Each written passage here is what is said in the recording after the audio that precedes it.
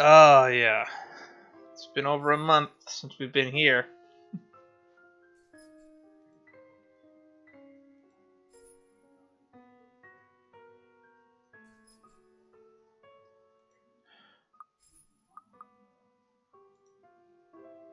I don't even remember where I was. All I remember is stuff is finally getting good and that we finally have Ashton on board with this nonsense. Darkness blurs the edges of my vision. Black tendrils twist and coil around my limbs. Soft footfalls echo in the far distance, scurrying, scampering, moving in an odd rhythm with sharp, piercing notes of laughter. A scream threatens to burst. My throat closes off ever so slowly. A chill seeps into my every nerve in my body, washing away every sensation in me apart from one. There is only fear. Once again, her laughter echoes, a sound from both bitter and unforgiving. Both bitter and unforgiving. It is the last thing I hear before she reaches for me. The ground trembles. The world slows to a stop. Oh, we're at Isabella's. Morning breaks in a blurry mess of vivid shapes and colors. Oddly, there's no feeling of terror or confusion gripping me, despite the vague images that has driven me from sleep. Awareness kicks in shortly. Though slow and sluggish, I blink away the last remnants of unconsciousness from my eyes. The early morning light already streams from the open windows when the memory sets in and the room finally comes into focus. Isabella's apartment. Pushing myself upright with my eyes wander idly towards her prone form. She's hunched over the coffee table, both her arms under her head while she continues to rest. We all been there. Then the chaos of papers and folders we've left scattered over it before sleep has claimed both of us. We've bunkered down here since last night. After both of our nerves have calmed down, mine for the most part, staying together was an unspoken invitation. Have we heard this piano track earlier before? I don't remember it. Then again, we haven't played this in over a month, so. And anyway, I'm pretty sure neither of us wants to remain alone when there's that woman. Is she the one in the first place? One that we'd normally call human? I need a refresher. Where was the fucking elevator?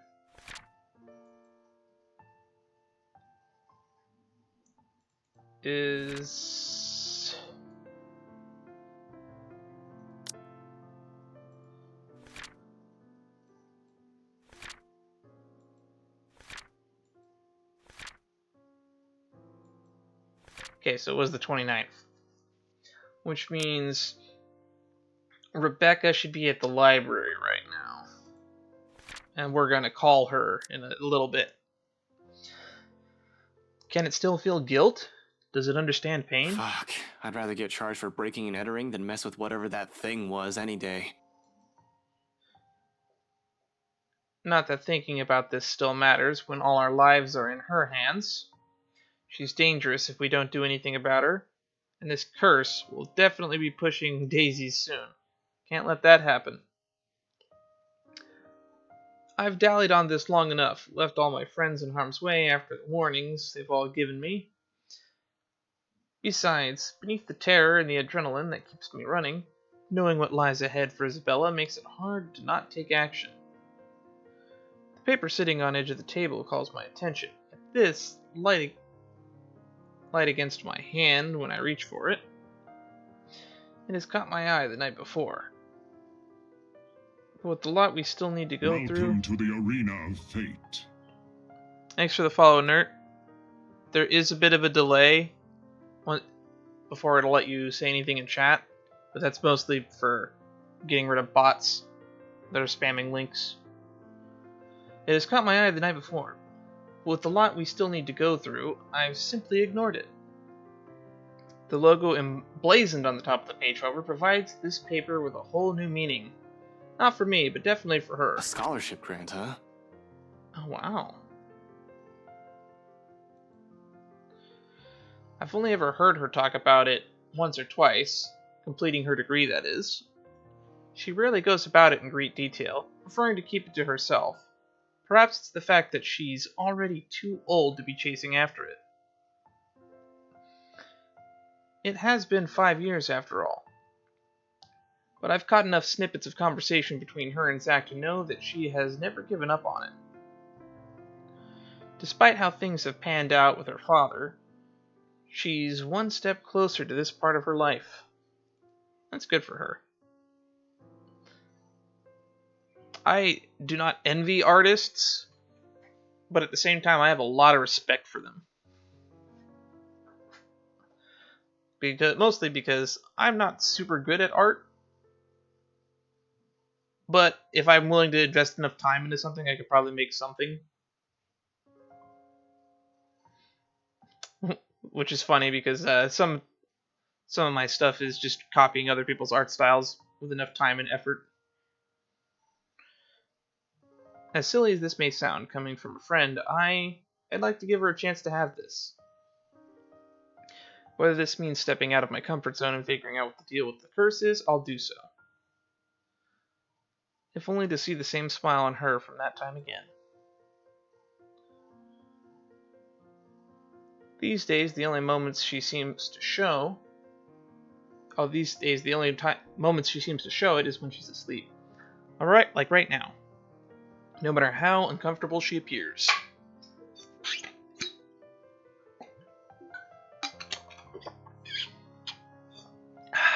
Stay hydrated.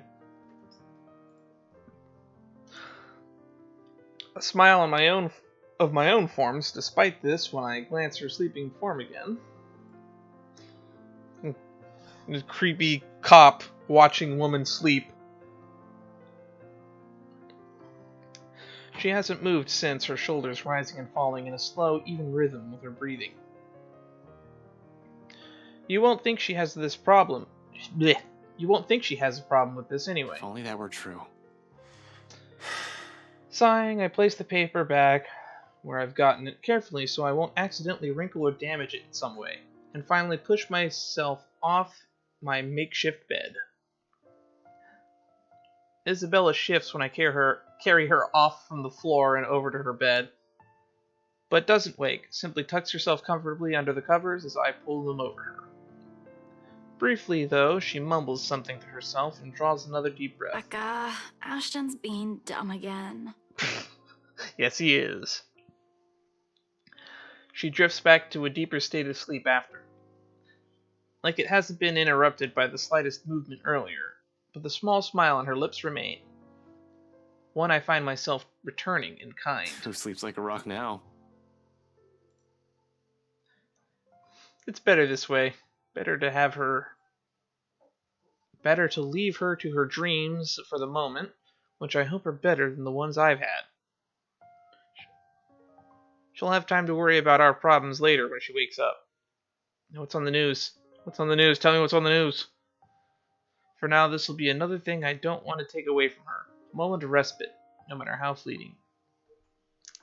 I'm actually still concerned for Marianne, who we left locked in a murder dungeon underneath the what's it called? Mansion. I don't know why I brain farted on that word for so long. The Ermengarde mansion. Yeah, I'm starting to remember stuff. Everything's coming back to me. Alrighty. In the meantime, I still have 2 other people I need to check with. Isabella will definitely get in a tizzy if I don't check on them. Cold Luxburn air meets me upon stepping into the hallway. My dyslexia, it's showing off. Not unusual in itself, this is what Luxburn's weather is supposed to be. A bit cold, damp for the most part, and more often than not, terribly drab and an occasional sprinkling of rain every few hours. Is that what the weather's really like in England?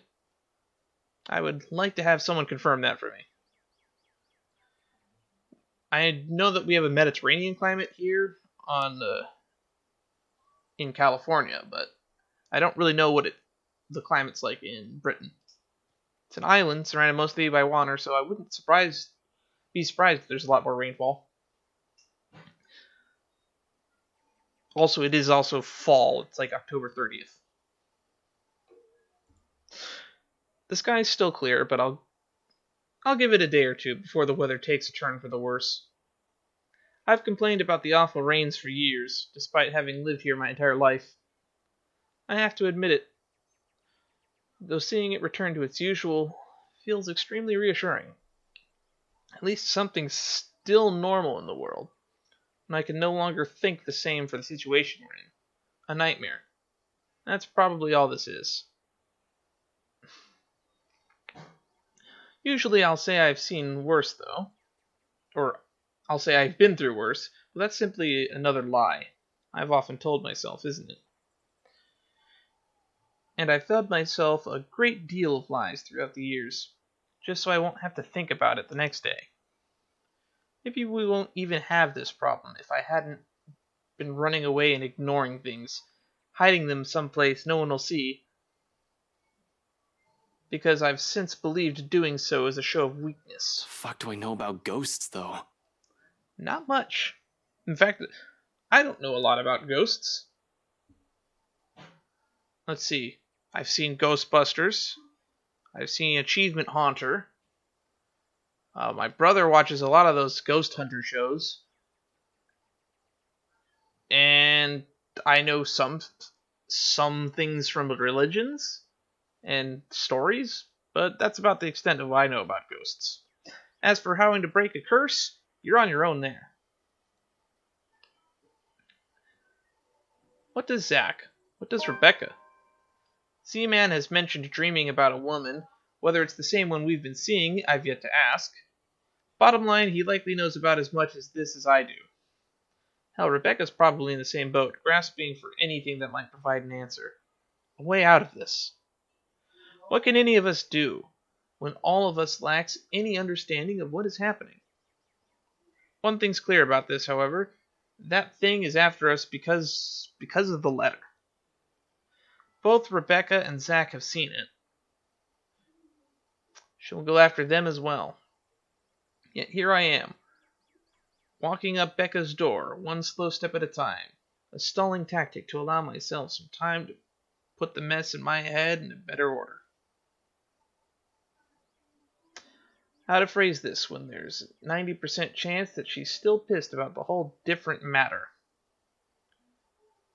It's the only reason we didn't check on her last night, aside from the ungodly hour Isabella and I arrived.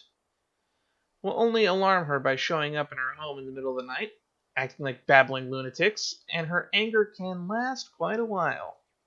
Now, they should have talked to her then, because you're going to miss her now. She's at I assume she's at the library dealing with her ghost problems right now. These days, it seems the only one she can easily forgive is Isabella. But even with her, Becca's fuming still takes hours. I run my hand through my hair and straighten out my jacket before knocking once, twice, and 3 times, just to be sure she has heard me, even if she is asleep. She's usually awake by now, Hey, though. Becca, it's Ash. Open up. Don't tell me you're still in bed. Seconds tick by. No answer. And the dread has started to creep up. I've been trained to handle dire situations, but the feeling has been doing that quite frequently since last night. My mind begins to anticipate the worst, and in the next minute concern has mixed in with my thoughts, and I bang my fist on the door, louder this time. She'll definitely be livid, but I'd rather face her wrath than a dead body. Yeesh. Becca, it's Ash. There's something we need to talk about right away. Open up. I know you're... Your girlfriend left early this morning, pretty boy. Of course. At least it's not the landlord yelling at him. So if you could do us a bloody favor and shut up, that'd be real fucking polite. Whew. My hand pauses for a short landing. Another heavy knock. Yeah, it's mostly dreary weather. That's actually my favorite kind of weather. Hello from 10 minutes ago. Yeah, sorry about that. But as you can see, the chat is probably full of, no, not super full of bots. It's just one right now. I just got sick and tired of banning them, so it's just if they can't post, they don't post. My hand pauses short of landing another heavy knock from another unit. Rebecca's other neighbor peeks in through his door, though I see nothing but a bundle of blankets. I'll say they need help from being devoured by their sheets, but it sounds like he's just fine. He's a huge asshole, too. Course of action. So people like him won't ruin your day. Act like he's the nicest person on the planet. I feel like that sentence structure is odd. This has done me wonders when I was a rookie patrolling the streets. No need to match his temper. Oh, did she say where she was going?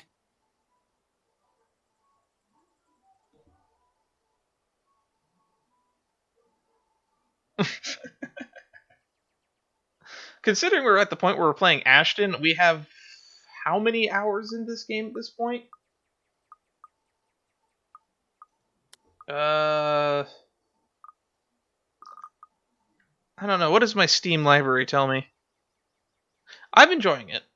It's been a good read. The only thing that was really stupid was that one elevator scene that we got in the last time we played this that made me want to take a break immediately afterwards. Library. According to Steam, I am... Why do so many games have the word "the" at the beginning? We've only been playing this for about 30 hours. So that's a fair amount of gameplay. About 30 hours in.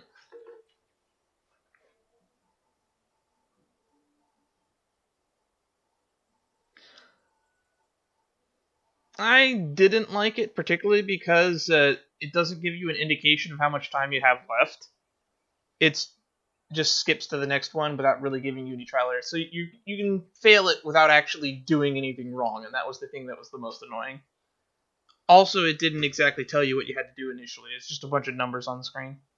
We skipped the QTE. That's the only one we skipped, and frankly, I don't intend on doing it ever again. I don't know. She said something about meeting someone or something, in case Filipina girl over there asks.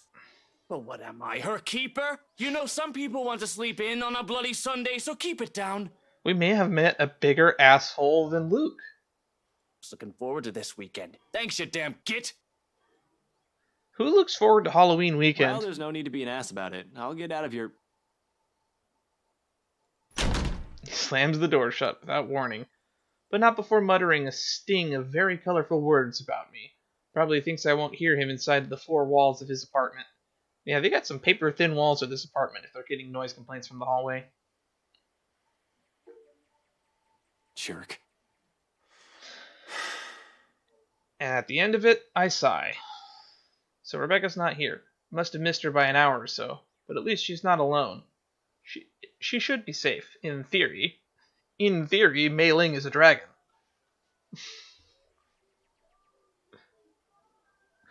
More so if the person she's meeting is who I'm thinking. Nevertheless, I still can't help but worry. It's an easy thing continuing down increasingly darker lines of thought. To act brashly, I find out where she is and go straight there, without deliberating on my actions first. There's Zach to boot. Rebecca's not alone, but I can't say the same for the big guy. I should check. Okay, we are going to call Zach. We don't call Rebecca because that's in the timeline where she dies.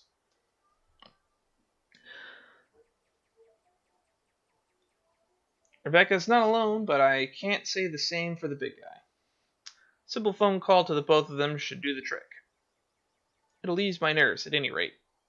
It's better than rushing over to Zach's place or assuming Rebecca's whereabouts and finding out that they're not where I've guessed they should be. Assuming the worst will come next, which I'd rather avoid this early. Any other reason I won't bother them, but an emergency begs for urgency. This is one, right? This is not an emergency. But keeping tabs on people when you're all having your lives at risk is something you should probably just do. even if it isn't anxiety from concerns or dull, even if it isn't anxiety from concern dulls judgment. Didn't know that. Something I most certainly can't afford to lose at any given time, especially right now.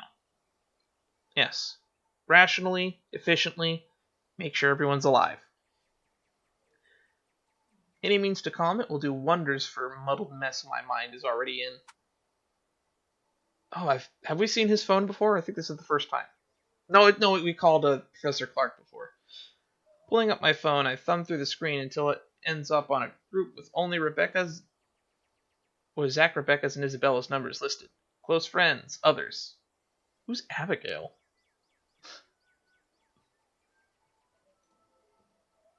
Other people will probably say I keep too few friends when they chance on this. To some extent, it's true. I can easily name about 100 people I've been acquainted with throughout the years. Colleagues, blockmates from uni, neighbors, those sort of people. They all come and go. I left my phone somewhere, but I have a think about 100 contacts in my phone. And I would only say maybe about I want to say maybe about 40 of them are just family and acquaintances. The greater majority of it are friends. I'm the kind of guy that just makes friends easily.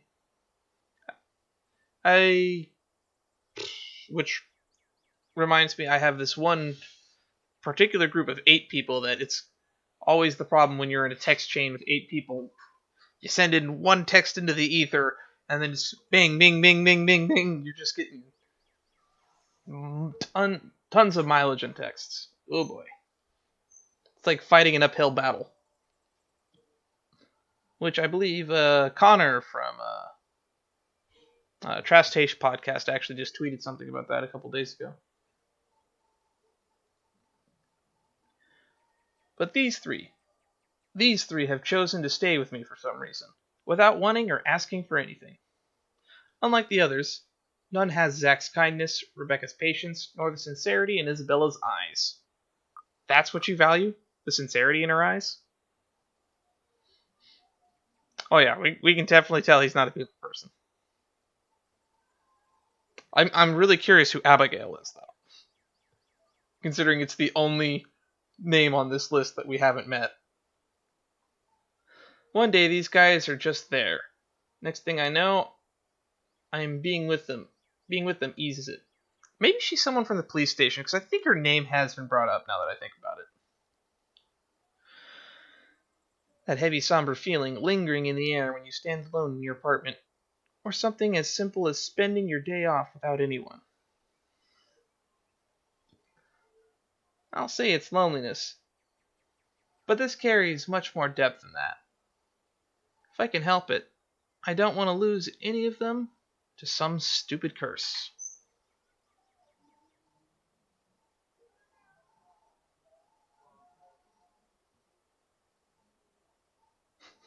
Yeah. It's like, these two can put up with me. I like her eyes. Oop. I forgot the mouse wheel pulls that up. A phone call may be the least comforting thing at the moment. Honestly, I prefer being in the same room. But I'll take what I can get. That's more or less my opinion on the matter. I prefer to be in person when I can. But social activity is social activity, and I revel in it. Becca first. She'll get angry at me for worrying about her. She isn't some helpless damsel in distress after all. She was in one timeline. We fucked up hard. She isn't the shy little girl I knew when we were children. We're already far from the people we were back then. But that's more than enough reason to check on her. I don't have to imagine her taking anything head on. She'll do it. Instead of asking for help when she needs it. I don't care if she gets mad at me, if only to know that she's fine.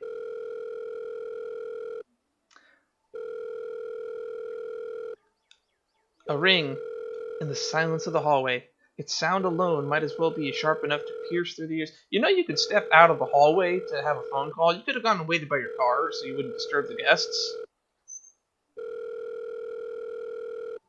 Oh yeah, we've taken a few decisions back in this.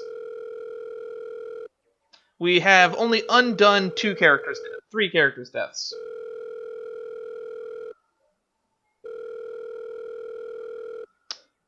Well, we got Marianne locked in a cage, and we undid that, and it turns out she gets killed, so we decided to leave her locked in a cage. Zach, we got arrested, and then he died there, so we undid that. And then Becca commit suicide jumping off a roof.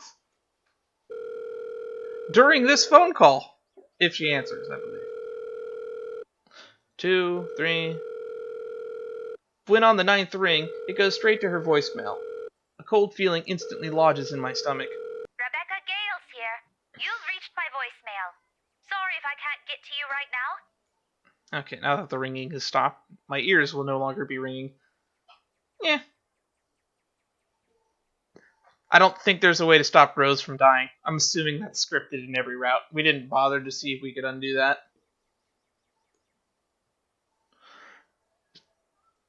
And train of thought. Where was I? Oh yeah. Because of the fact that I only play this maybe once or twice a week, the VODs have long since been gone since we took a little bit of a month off for the holidays. But my YouTube is linked below, and all of the previous streams for the letter are up there, as well as all of my stream VODs that I deem worthy of documentation. Like if I'm just doing ladder climbing on Shadowverse or MTG Arena, I don't bother putting that up. Oh, you have 100%ed. I don't think we're going to 100% it on stream, but we're definitely going to finish it and try to get as good of an ending as we can, assuming that there isn't some stringent requirement. Oh, and if this is Isabella, yes, you're free to reheat the food in my fridge. Otherwise, leave a message. Wow, that is a very personalized voicemail. I don't even remember what my voicemail says. I should probably record a new one because I think my voicemail's probably been recorded from over 6 years old at this point. No harm in updating it. I don't remember how to update it now that I think about it. Probably just busy, that's all. Though I still barely manage to keep my voice even when I speak. Hey, Becca, call me back when you're free. We need to talk. ASAP. Becca will be alright. Is alright. She's safe. She's with someone else. Not for long. In the event that woman shows up, she'll have someone with her, someone she'll be able to ask for help. She's safe. She can handle herself. Becca might have a fiery temper, but she knows when she's faced with something she can't handle herself. Yeah, she gave Luke Wright a book to the noggin and a knee to the crotch. She can handle herself. Rebecca will see my missed call and she'll call me back. Though I don't express it enough, Rebecca is someone I consider important to me. Oh, wow. She looks like Kylie. But with glasses. She's been my friend for the longest. Anybody else would have been fed up with me and left. The girl stuck by me, no matter how big of a jerk I've been.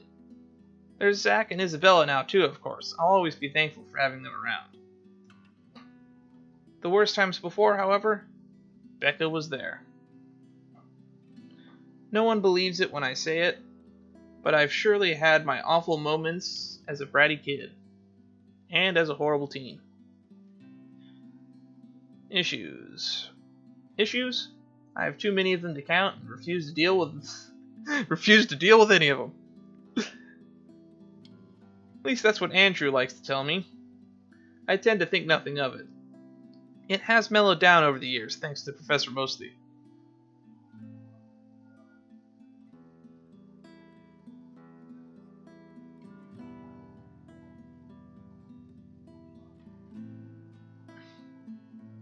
Multiple.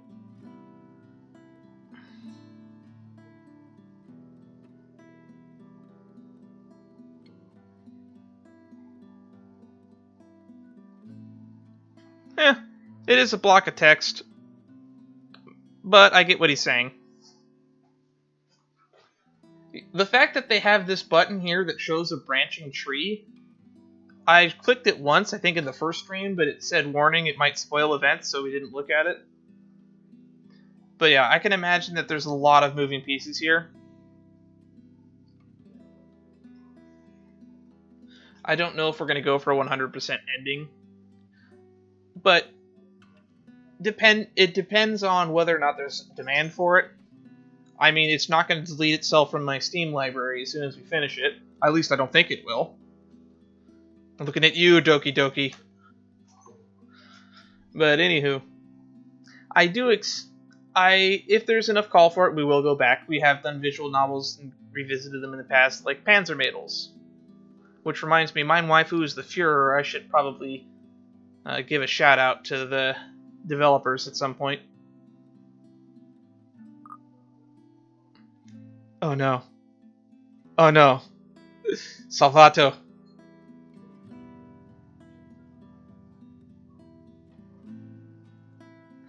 But at times I do wonder if it still burdens me the way I did all those years ago. After all, I was terrible, especially around the time of my parents' separation. Looking back at it now, I had no reason to direct all my frustration towards everyone else. While I wasn't a kid who lashed out at anyone, preferring to keep to myself and turning those negative feelings into some more productive things, I have grown distant from a lot of the people because of it. My old friends back in my old school, and the neighbors I've hung out with before moving.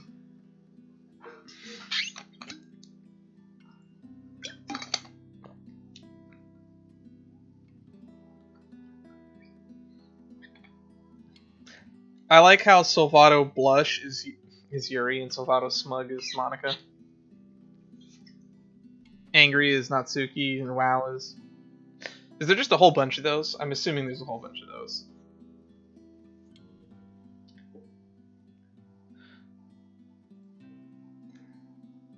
A habit I've likely brought with me into adulthood. I was just so angry with everyone and everything. All I kept thinking about myself wondering was, why me?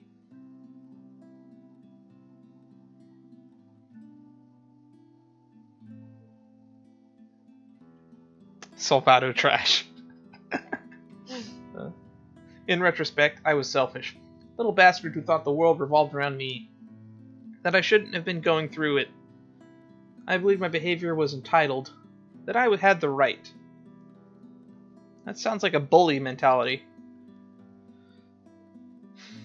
Tough times, but she stuck with me. Snapped me out of my little sulk, as she often phrases it.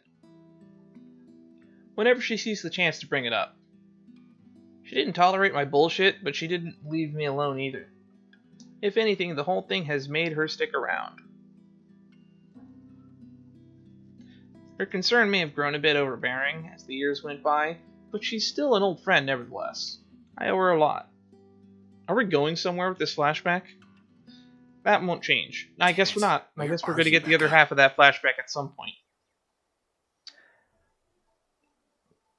Another message left on her voicemail, and on my third call, I hang up.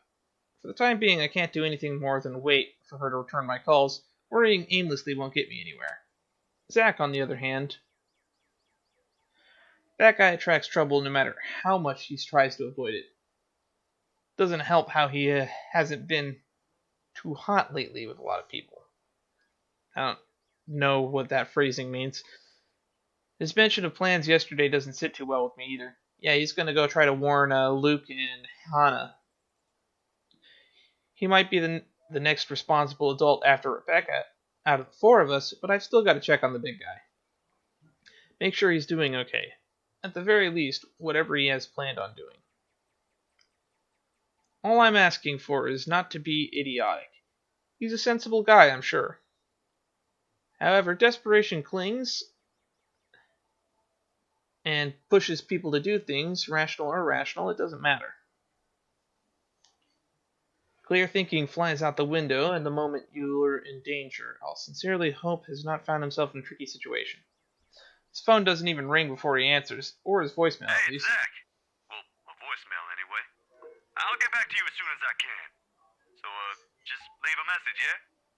And no, Ash, you're not allowed to lockpick your way into my apartment again. Just do what any other decent human being does and call if I'm not around. Thanks. Did he turn it off? Why? I don't want to assume the worst yet. Maybe he has forgotten to charge it. Can't be. The guy can be a bit of a Boy Scout, even more than I am as a cop. He's the type who has an extra battery or a power bank in his bag, if he ever needs it.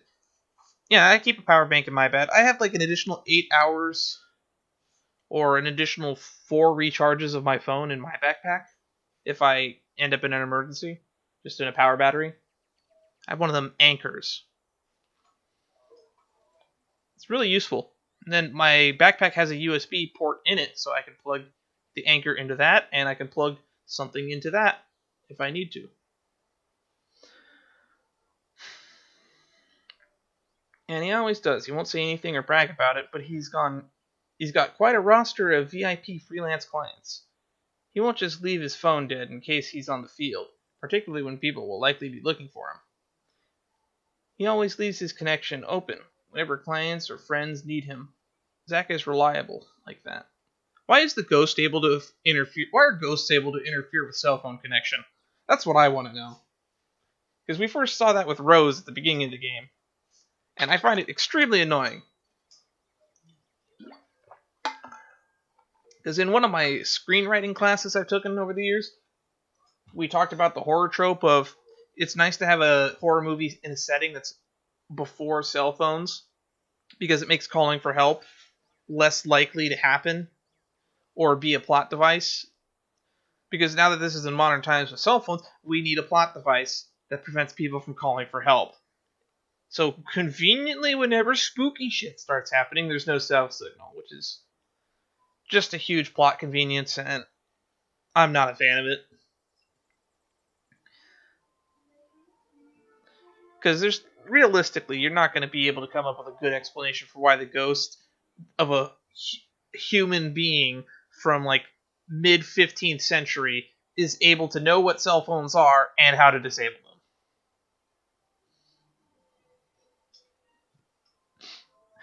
Yeah, I know. That makes sense why there would be a terrible symbol. But the point is, when you have good signal and then just immediately static, like if you haven't moved or done anything, your signal, that's not like how signals work. They should be more or less consistent. Like, where's my phone?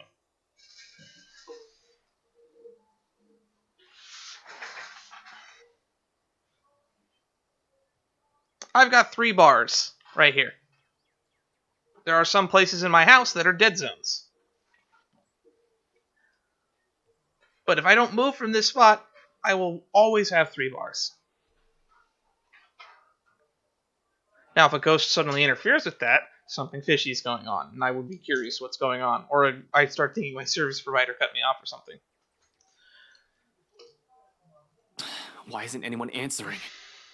But I think we've gone on a long enough tangent. Long story short, the best horror stories tend to be set further back in time. Or in a setting where there's no one to call for help. Like The Thing, John Carpenter's The Thing. We're in Antarctica. Who are you going to call for help? The penguins? His mobile is in an out-of-range area sounds more plausible, although the thought of it doesn't completely shake off the unease.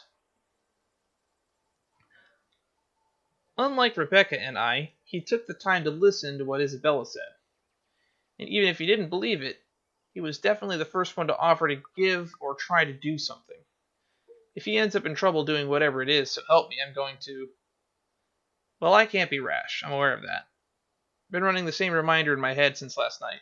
But if something happens, I'm certain my reaction won't be pretty. Yo, Zach, call me back, all right? I wanted to check in and, yeah, just please call me back. It's usually a joke between us when I say that he's the Watson to my Sherlock. I don't see him as some assistant to put aside until he's needed, like some people believe I do, though. He's not some pity friend I keep around to make myself look If good. anything, he's the one who stayed by me out of pity. Oof. Have some self-esteem, guy. Zach's one of us who puts up with me the most of the time. The one who puts up with me the most of the time, even when he doesn't need to. It's not a case of cool cop who helped out a minority. Oof. In truth, I was hard-headed, hot-tempered, and reckless rookie, up until I met him. Wasn't anything sudden, and some part of me's still that rookie. But I've grown thanks to him. He tempers that part of me.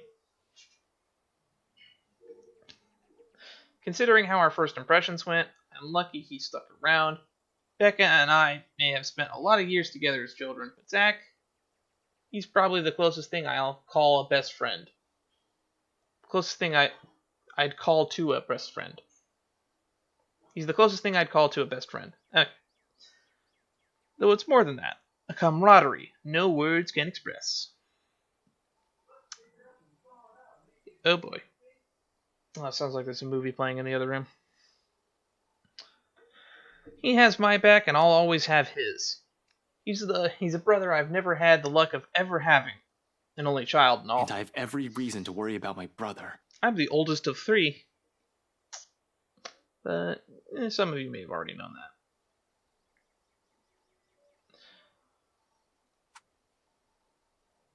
Becca's neighbor did say she went out to meet someone, no specific names. If I'm wrong, and she's not with Professor Clark, maybe it's with Zach.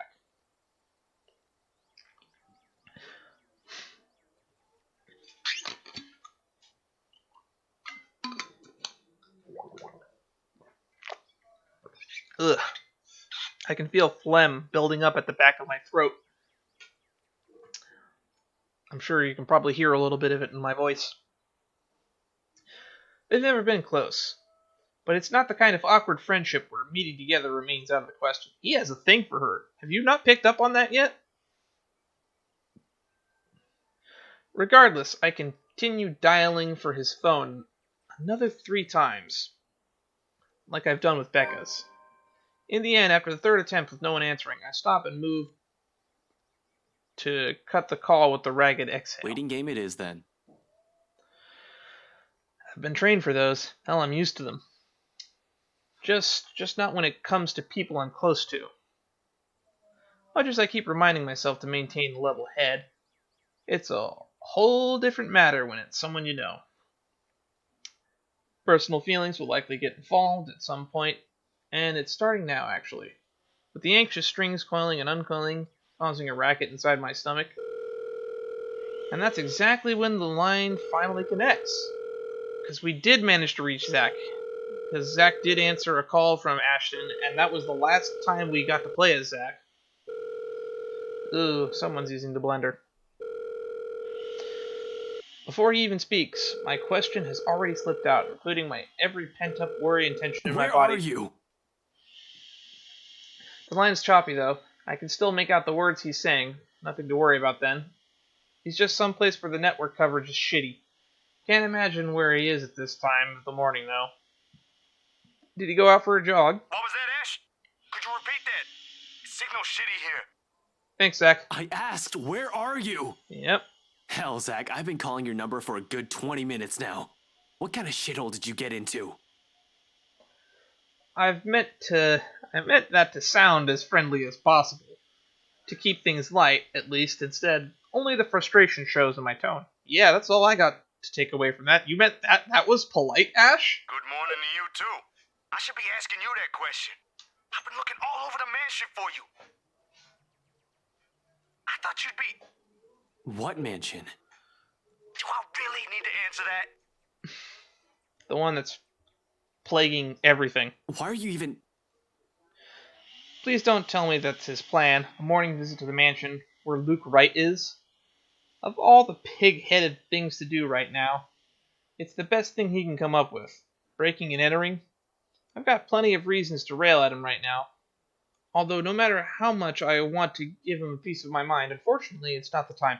I could have sworn Ashton's car was actually at the mansion when Zach was there and he hit it to stakeout. Was that mentioned? I might just be remembering it wrong. That was a long time ago. I think like before Thanksgiving when we were playing as Zach. Whew. Got plenty of reasons to rail him right now, although no matter how much I want to give him a piece of my mind, unfortunately it's not the time. No. No, wait. Yeah, we couldn't find him, but I could have sworn we saw his car there. Again, I might just be having, what's it called, the Mandela effect hit me. Just get your ass to Isabella's place and hurry. I'll probably look back at the footage. He pauses a moment, a second of indecision while he seems to contemplate his options. How urgent is this? In truth, the question, the hesitance, the indecision in his voice has caught me completely off guard. And understanding dawns on me. His decision to go there isn't one born out of a stupid impulse. He must have found something. However, no matter how urgent it is, he still shouldn't have gone there, alone at that. Despite myself, in that split second of comprehension, I allow it to show. A weakness. A simple request brimming with every unease and disquiet, causing turmoil within me since last night. It bears a selfish hope that he'll understand, even though the unstable signal that whatever's keeping him there, he'll be willing to set aside for now. Pressing enough for you to stop asking questions and get yourself here. Please, Zach. Silence fills the other end of the line again. For a long moment, I assume he won't heed it, and I'll have to drive there myself, just to drag him away from whatever danger he's skirting. Thankfully, he agrees. I'll be there in a few. An hour or two tops.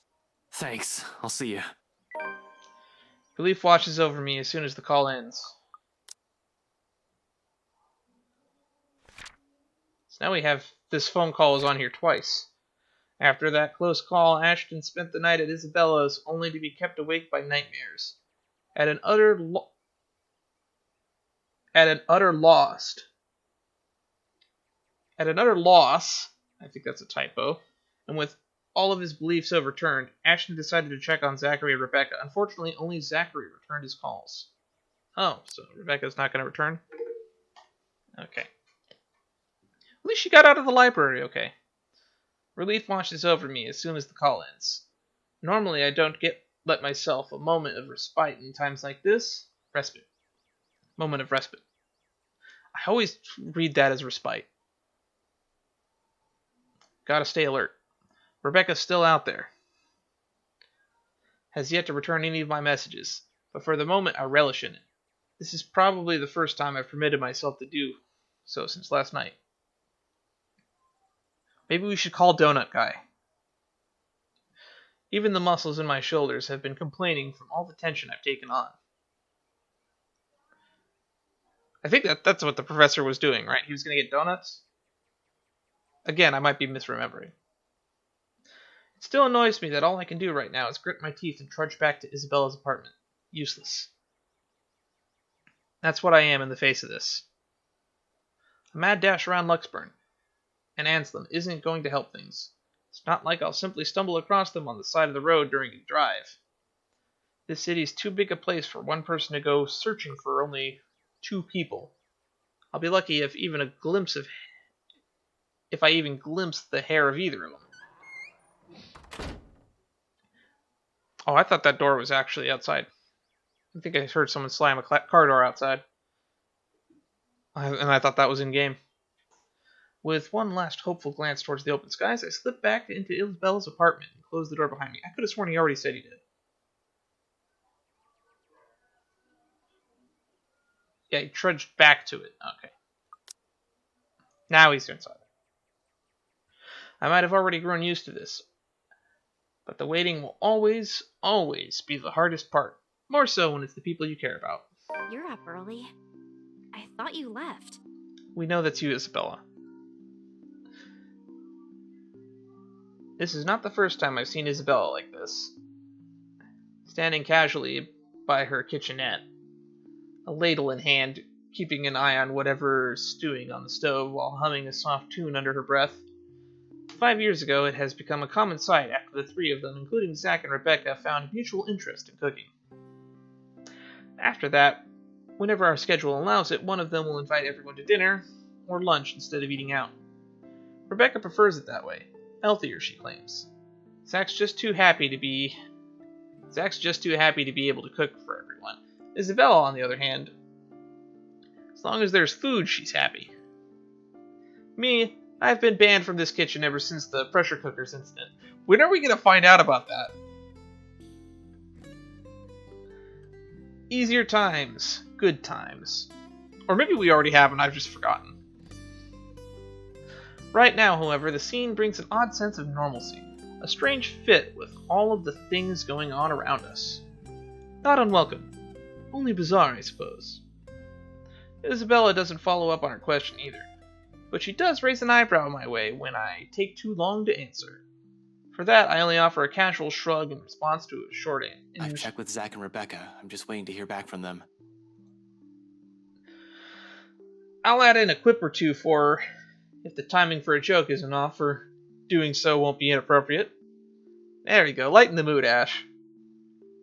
I don't want to alarm her either. There's no reason to, yet. Till Zach gets here, or until I've received an answer from Rebecca, whichever comes first. Nevertheless, it is clear she has plenty of questions. It's right there in the subtle crease between her eyebrows and an inquisitive gleam in her eyes. He really keeps bringing up her eyes. I might actually have to go back and look, because I haven't been paying attention to it now since he brought it up in the phone call, but I need to go back and rewatch my VODs just so I can see how many times he brings up her eyes.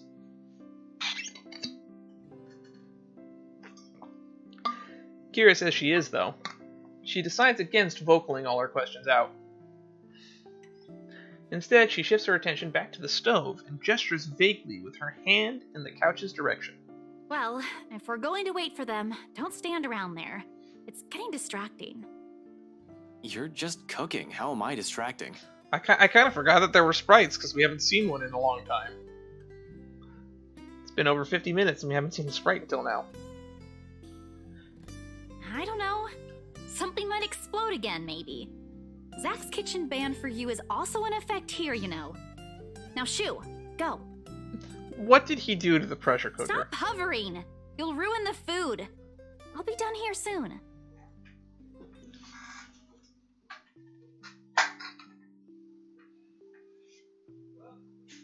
Yeah, he does. She leaves no room for an argument by swatting the ladle at me. Just like that, I've been kicked out of the kitchen. I thought it was a kitchenette. Left with nothing else to do, I drift back to her tiny living space and slump down on the couch. Closing my eyes, I allow the noise from the television to guide my thoughts. Finally, we're going to cut to the TV. The ones I've been keeping at bay, freeing them from the cage I've built around them, so I won't have to think. One by one, they trickle back to my consciousness, each more frightening and unnerving than the other. Wait, has he actually bothered to make a connection to the Anselm Butcher? And the ghost might be the same? So many things going on. So many things happening.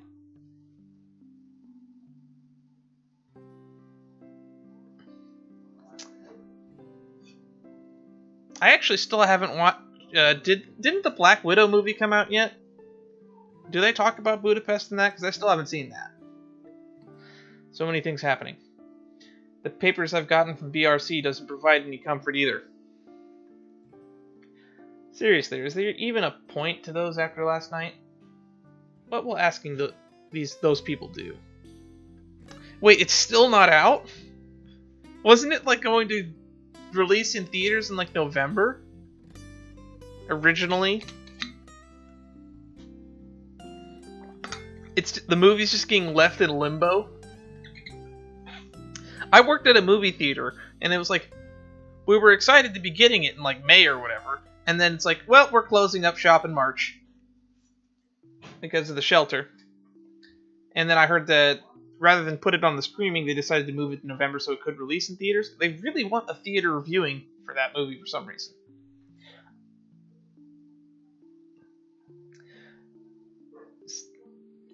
Honestly, I feel like the Black Widow movie should have been out in Phase 2 or Phase 3. They waited way too long for a Black Widow movie.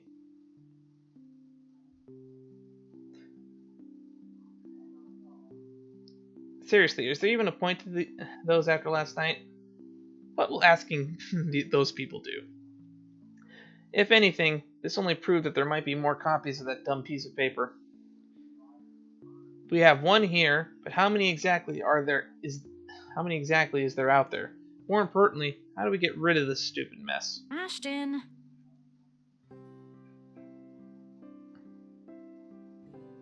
A Hawkeye Ronin movie. Yeah, I'd watch that. Oh, my mouse feels a little sensitive. Damn it, I haven't felt this kind of bone-weary exhaustion in years. Don't want to think what might happen next in case I miss something. Shit. Rebecca, Zach, It's all Isabella. depending on me and... Ash! The voice snaps me out of my thoughts, I abruptly wiping away everything running racket inside my head. Suddenly, Isabella's there, crouched in front of me when I crack my eye open. I haven't even noticed the exact moment when I bent over and buried my head in my hands. For some reason, I wanted to read that as head in the sand. Figures why she's staring at me like I've fainted or something. The crease in her eyebrows grows deeper, my lack in response. Although she's merely staring at me without saying a word, her expression says everything. So much for trying to not alarm her with bad news. Sorry, I just spaced out for a moment. Don't mind me. I'm processing this. I'm processing everything.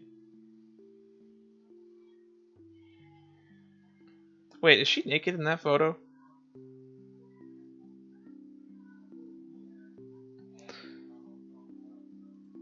Hang on.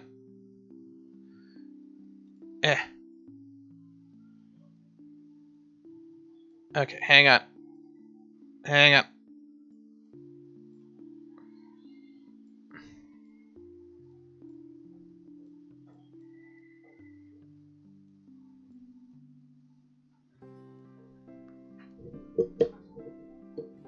No, she's wearing her coat. Okay. Let's just put that back.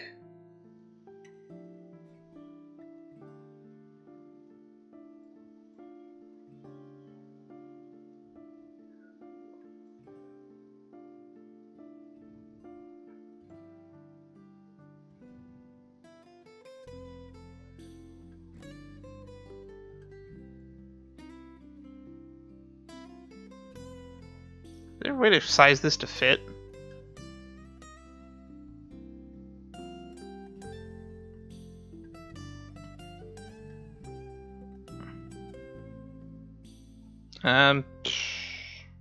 Properties.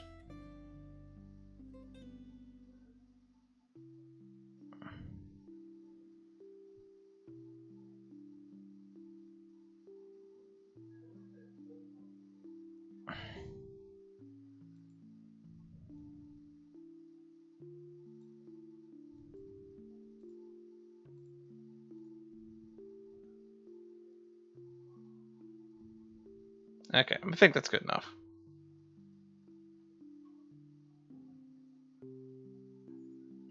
If it's not, we'll fix it later. For a brief moment, she seems to accept that. Quietly, she shifts, stands up, and takes the empty space right beside me.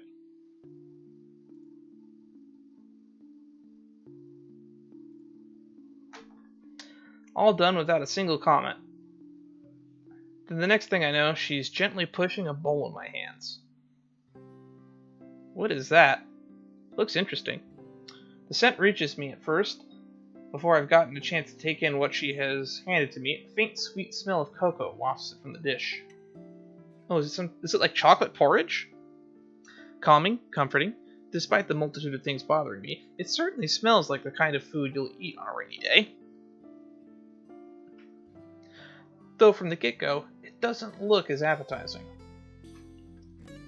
What is this even? Porridge? Why would you put chocolate in it? And milk drizzled on top. Hey, I put milk in my porridge. And if you put chocolate in my porridge, I would eat it even more often.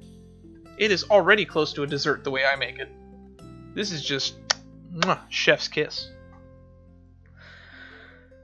She tells me my tastes are weird, yet here she is, handing me something equally as strange. In fact, she has already started digging in hers.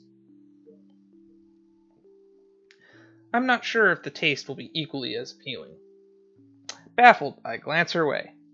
She offers no immediate answer, simply continues eating as if she hasn't done so in a week, with her focus solely on the television. She's not watching, however, just listening as a background noise. The voices from it seem cheerful, welcome distraction, if anything. It's only after she has finished the half of the bowl that does she acknowledge the question in my eyes. With a sigh, she cradles the dish on her lap and looks down at it. Briefly, her lips part and then closes, hesitation, though I don't push her. There's a distant air on her, as if she has remembered something that warrants a poignant thought.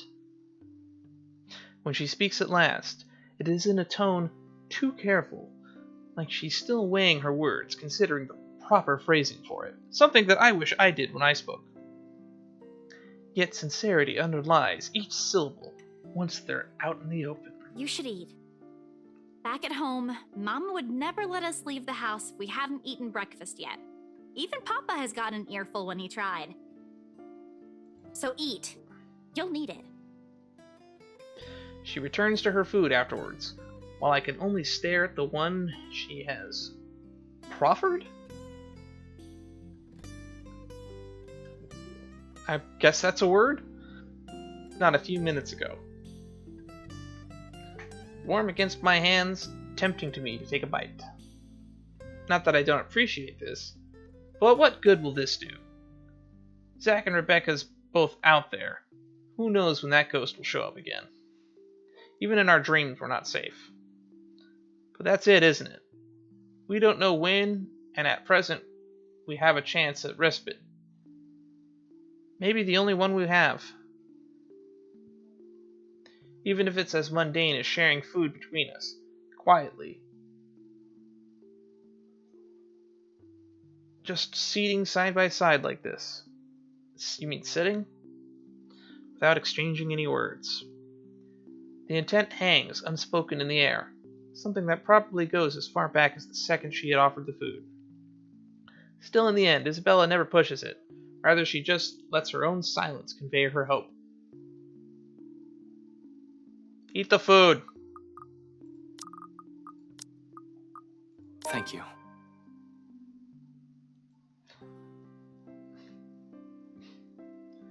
The words roll off my tongue, awkward and unfamiliar, far removed from those jests and quips we share. Yet she accepts this with a smile and nothing more. Regardless of everything left unsaid and the sight it brings of comfort. More so than any generous offer of food can give, though we both have a lapse of silence after, as we finish our food. There's ease in it. In the muffled sounds of Luxburn filtering into the room.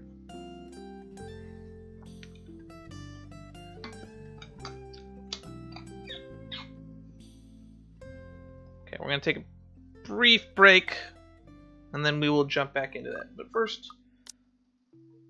yay, look at that. That meter's doing good.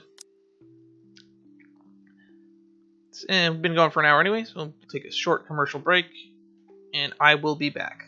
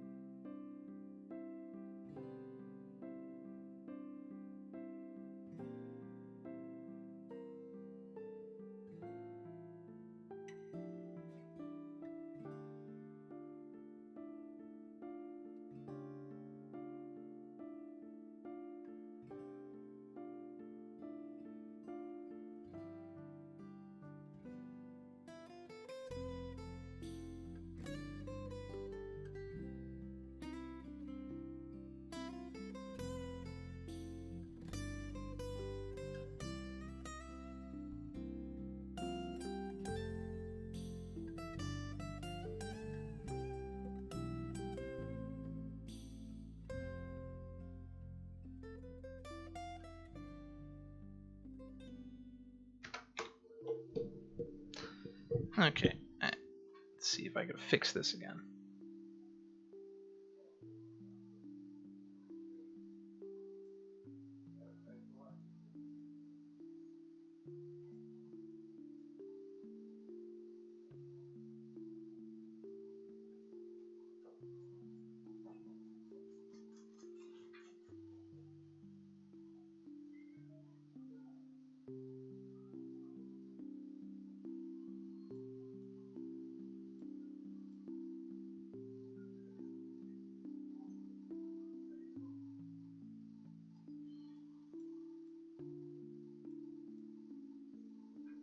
Okay, I think that looks like it's sized correctly, is it? No?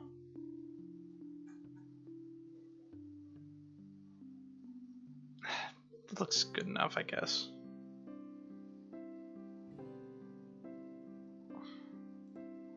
Okay.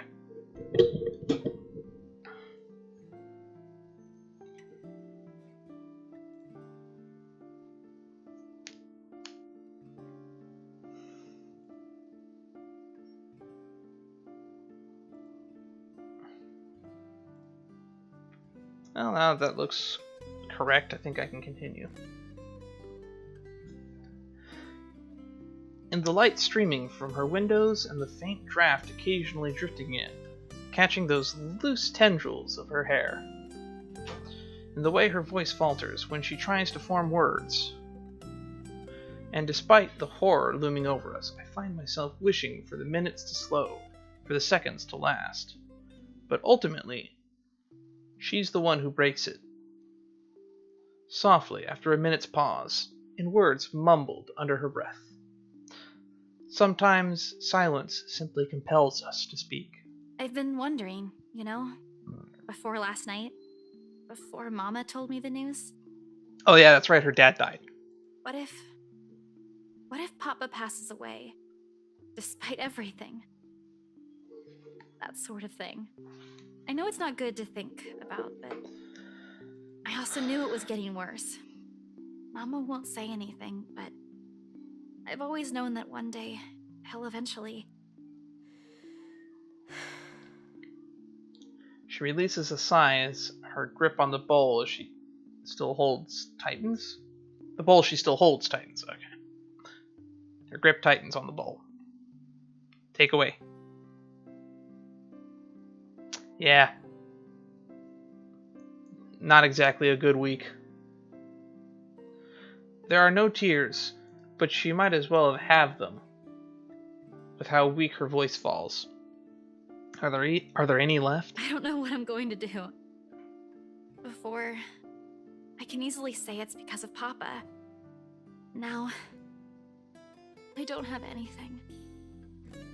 You have that scholarship from Lux U. Nice. Poignant. Were you going through my personal papers while I was sleeping last night? No, I wasn't. I don't really have to. You left it sitting in the open, right there on the table. Like there's still anything to hide. She snatches it away from where I placed it back earlier. Except there's no anger or annoyance in her face when she looks at it and rereads every line with a pensive expression. I didn't go through your mail. I just read that paper you left sitting open on your desk. After a short while, she folds it neatly along creases and sets it back. She didn't actually read it yet. That's my takeaway. I don't even know if this will work out. Well, if it doesn't, what about that exhibit you've been planning with Zach? Do I even have to ask where you got that? Zach told me. Zach sucks at lying. You have no idea how easy he is to read. It was all in his face when I asked about it. And anyway, if that doesn't pan out too. I trail off, hesitating, measuring the weight of my next words. Genuine as they are, part of me believes that they're a burden, too heavy to impose upon her. Because no matter how much I want her to stay, we are not what ties her here. It'll be selfish to ask that about her. More than anything, her family will always come first. You could go with her. You're probably about to lose your job in the police anyway. I say it, nevertheless, if only to let her know that no matter what her choice is, there will be people whose lives her mere presence has changed. Mine most of all. You have us. The words startle her to a pause. The words startle her to a pause, and slowly she turns to me, her eyes wide, disbelief all over her face. I have a feeling we're about to get another kiss scene that's about to get interrupted by Zach coming through the door. That's where I feel this is headed. But before regret forces an apology up my throat, her expression dissolves into something I can't quite place. Something distinctly softer, more tender, familiar, almost in the same manner she glanced at me years ago, that day on the bridge. However, I don't get the chance to figure out what it all means for her. Called it! All of a sudden, a knock breaks the moment, and just as fast, both of our attention shifts towards the source. Before things can get awkward fast, I stand up to open the door, while muttering some flimsy excuse in the process. I'll get that. It's probably Zach or Rebecca. Really, I know we're in a pinch. Their timing can't get any worse. It was nice timing. Unrelated frustrations aside, once I fling the door open, a whole chunk of stone that has been stuck in the pit of my stomach simultaneously unseats itself.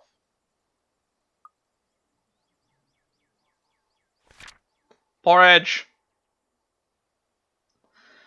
After leaving their friends an urgent message, Ashton returned to Isabella's apartment. He found the girl already up and about cooking. Seeing his exhaustion, Isabella reminded him that he should take care of himself first and offered food.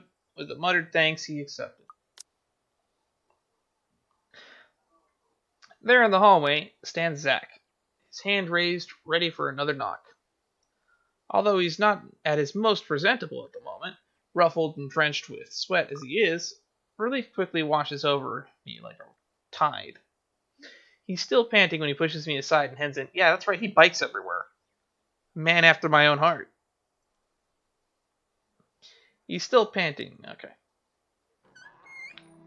The second his feet cross the threshold, he scans the place, eyeing what little he can see of the room in the doorway. When finds none of whatever he's looking for, he turns to me, questioning look, one that has a hint of panic in it. You said it was urgent. Did anything happen? Is it Becca? Bella? Everyone's fine. Well, Becca's not here.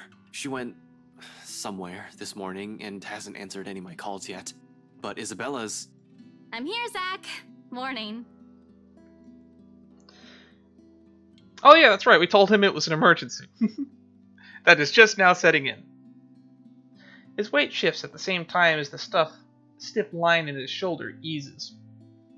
Once Isabella walks up to us and welcomes him in with a smile.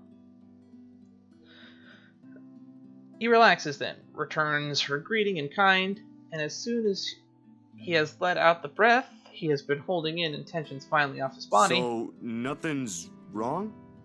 Why'd you call me here for then? To get you away from that mansion, for fucking sake. My explanation can wait. He has a lot of explaining to do. The fact that he went to Anselm alone for some godforsaken reason warrants a proper one. Ghost or not, he's already been given a warning.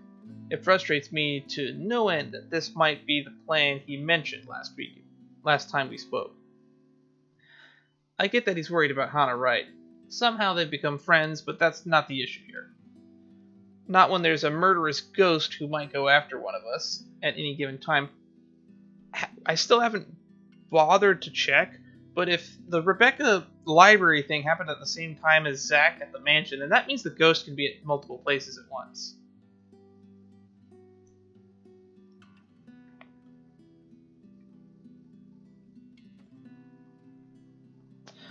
Sure, Zach made it here in one piece by some dumb luck. He's alright. And this takes one off the list of people I need to worry about. Frankly, as annoyed as I am, I can't stay angry at him when I look at the situation that way. Hell, if that call didn't connect in the exact minute, there might have been a chance he won't be standing here. This is a blessing in itself. We're gonna max out our save files pretty soon.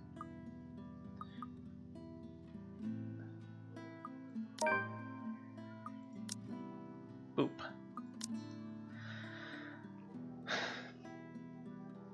Except when I open my mouth, the only thing that spills out from it is my own relief.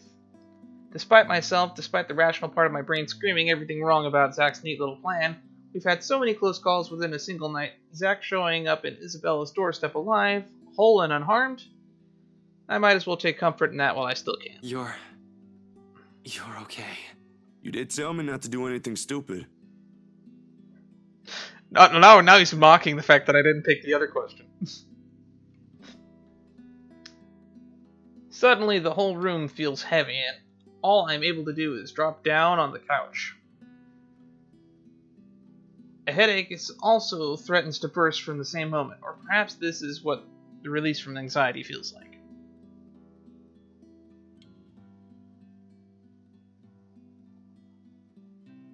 Oh, I'm sure. That's one of the concerns that's making me probably not want to go through the game multiple times, because I'm assuming that I'm like 60 to 70% of the way through the game, and I've already used up half of the save slots. But to be fair, some of the save slots we made in the early game were just because I didn't have time to keep playing, and those ones I could probably save over without really having too much of concern. Regardless, I'll reach up to a hand to pinch the bridge of my nose, even if it'll likely do nothing to alleviate the impending pain. Christ, you were right there! We have this stupid curse thing going on, and you were right there! You just walked up inside a private property! He did not go inside. Those people can easily sue you for breaking and entering, and that's the least of it. I know, Ash. But I can't just leave things as they are. I've got to do something. God damn it, Zach, I was worried. Unexpectedly, he laughs. Not even the half-hearted sort that makes when he's not like the half-hearted sort he makes when he's awkward or coming up with an excuse. A genuine one. Before my annoyance grows again, and I snap at him, though he suddenly catches me in the headlock. His arms looping around my neck as he grinds his knuckles against my skull. Helpless, I squirm under his grip in protest. Even then, it's hard to do so when you're up against a 6-footer. Noogie, noogie, noogie. Zach! Aw, he's worried. Why didn't you say so? That cool act ain't gonna fool me anymore. I forgot how short Ashton is. 5'5", 6 feet. It's a 5-inch difference. Let go! He relents soon enough, though only after he's done ample damage to my hair. I hate it when he does that. But for a few moments there, the tense mood finally lightened up. Everything felt like how it used to be before this whole mess began. Makes appreciating little moments like this easier still. Seriously, Zach, why are you even there? Told you already. I was looking for you. Why would I even go there? Well, you mentioned a plan with Isabella here. I assume that's where you guys went, since that's where she found the letter. Sorry. I was really at a dead end. The logic in that stuns me into silence, to say the least. Then I remember his hesitance, the tone he has taken off before agreeing to go here. And all at once my anger from what he's done wanes. Partly this is my fault for keeping things vague. I can't berate him for assuming that I've only left him with vague answers. See, this is why it's nice to be clear and concise with people.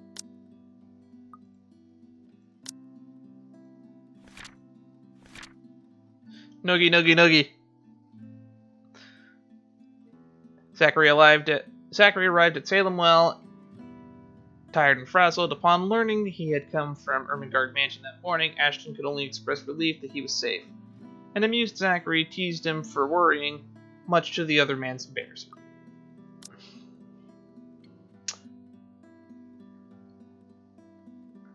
You could have called me. I did. I didn't receive any, and my phone was with me. You're kidding, right? I was at it the whole night. See, this is again ghosts fucking with phones. That doesn't make sense. The whole atmosphere in the room changes in 2 heartbeats. Back again to the tension-riddled one plaguing us. Zachary stares at me like I've grown another head, and gradually he shifts his attention to Isabella. The expression in his eyes questioning, asking for confirmation, like my word can't be trusted, not that I'm holding it against him. I can't even believe the things coming out of my mouth these past few hours. Meanwhile, Isabella stays quiet, has been like that for quite some time. She looks like she wants to disappear right now. Guilt, frustration, anger, fear, all of the flashes fleetingly across her face before it melts away under an expression of worry.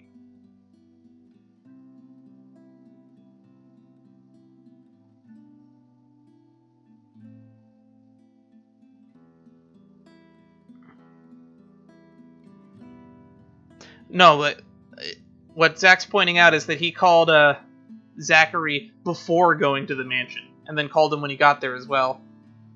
Means Zach would have called him like 6 a.m. this morning.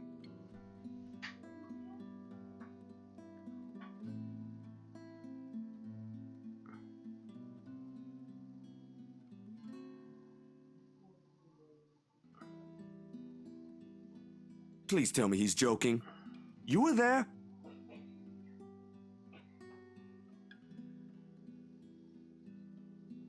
No, we really didn't get any. Everything was quiet last night. Because he called them the night before as well, like from his apartment. But Zach? At BRC? Ashton and I saw... She never gets to finish that. Sup, I'm Ash from the Lock City. Fuck this phone! Can't beat me. Looking for trouble? Better not lie. I'm a cool dude. Pretty fly for an Asian guy. Sup, My I'm f- Ash from the Lock City. My phone rings again, blaring its badly saying ringtone throughout the whole room. I'm a cool dude. Pretty fly for an Asian guy. You know, I once had a personalized ringtone. Baggers, watch out, can't beat me. Looking for trouble? Better not lie. I'm a cool dude. Pretty fly. Where's my mute button? Ah, Sweet silence. I once had a personalized ringtone, and it was just me saying, pick up the phone. Pick up the phone. Pick up the phone. And I would just keep getting increasingly octaves higher and higher and higher. Both of them pauses, waiting when I pull up to check the caller ID. It's Rebecca. It's Becca. It's Becca. I'll tell her to get here as soon as she can. Excuse me.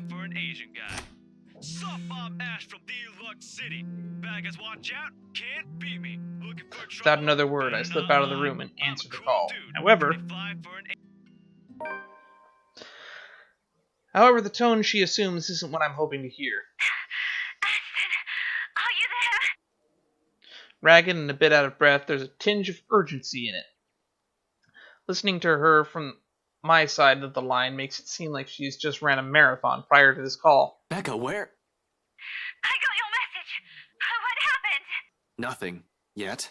Where are you? Downtown. I had to make a quick visit to the library. Oh boy. Listen, Ash, about that thing Isabella has been talking about. There's something you guys need to... Please tell me you didn't... Whatever. Save it for later. I'm at Salemwell. If you can get here as soon as possible, that'd be really great. This is related to that. Finally, the plot can move forward. You're there? Is Isabella with you? Yeah, Zach too. The quick press of the button, I switch to the loudspeakers and step back into Isabella's apartment. I held out the phone towards the two, giving it 2 shakes, urging them to speak. Both are still worried, with looks on their faces. This should ease that. Rebecca's asking for you two. Becca? Is she okay? Hey, Becca! Hello, Rebecca. Odd morning we're having, eh? Hey, you two. What's happening over there? Is this something I should be worried about? Yes, very. We'll tell you once you get here. Please, hurry.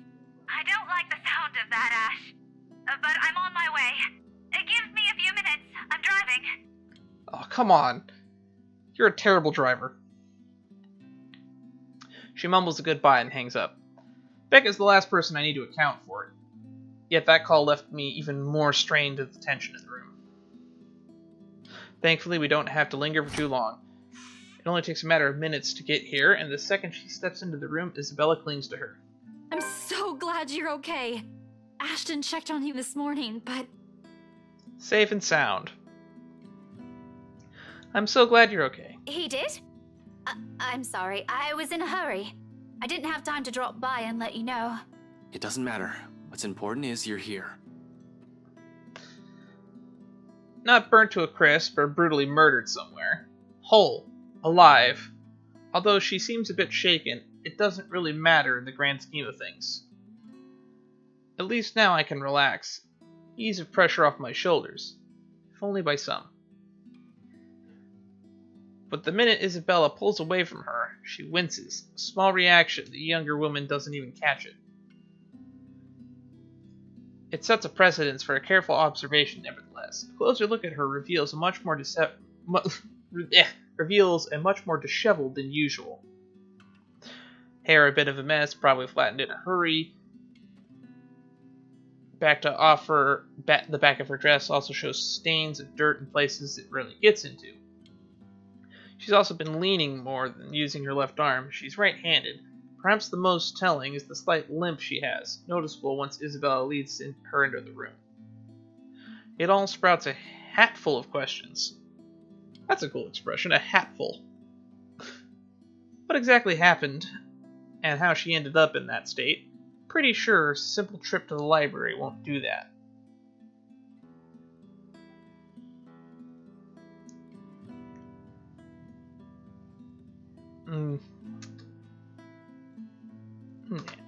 Tip a hat. There we go. Hatful.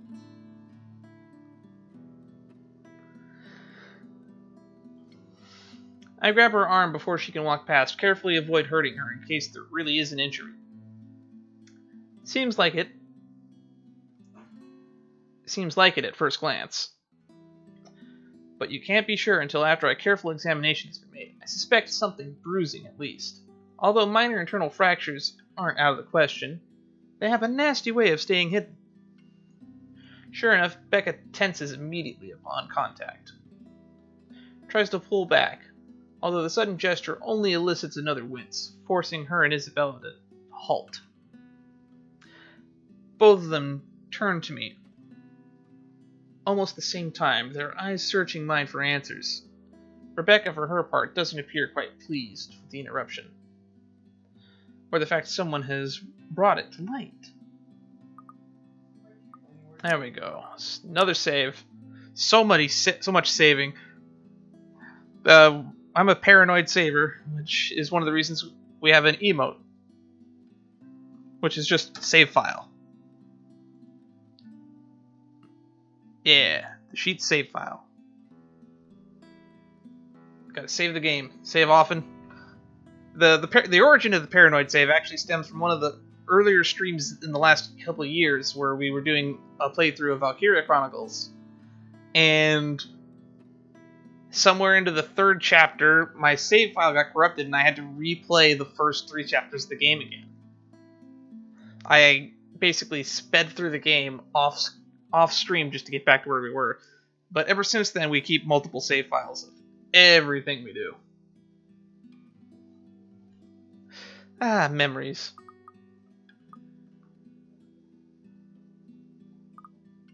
You okay? You're limping. As expected, she tries to hide it. This time when she squirms from my grasp, it's with enough force she can almost stumble back into Zack if he hadn't caught her by the elbow. Even with 2 more people shooting her concerned looks, she's swift to shrug it off. It's fine. I just had a little accident. Little accident. Hard to believe when her other arm's nursing the supposedly fine arm. In a library? Well, the library does have multiple floors, and when stairs are involved, accidents are about. Well, yeah. It kinda caught me off guard. Something's happened there, hasn't it? I don't have to elaborate on the question further. Shortly after, she goes very still, and the hand placed over her right arm shifts so slightly, its grip on a limb tightening. Not too firm to hurt, but just enough for a gesture to comfort herself. Warily, she casts a glance on everyone in the room, but the only one she spares for Isabella lingers longer. Only the one she spares for Isabella lingers longer. And in that moment, something unspoken passes between them. An understanding. It strikes me seconds later how utterly familiar her expression is. The same one I've seen far too many times on Isabella. Since the day that at the movie house, every time her attempts to warn us have been so rudely dismissed. Let me see. Can we? We have to check if it's bad. Rebecca hesitates for a moment, then after a minute of consideration, she sighs and reaches for the hem of her sleeve, raises it just enough for Isabella to take a good look at it. Not swollen, but a large portion of her skin starting to turn an ugly shade of purple. Oh, that is gonna be one hell of a nasty bruise. Could you have said that in a more concerning voice? Tell me about it. It was a library cart that hit me. You know, the old metal ones they keep near the history section. Ouch! Like I said, nasty. But she's there? She went after you. Yeah, I was in the archives, looking something up. Suddenly, she was just there. Crawling on the ceiling with her head turning around, vomiting in every direction. Or maybe that was just my nightmare interpretation of it, but I swear it happened.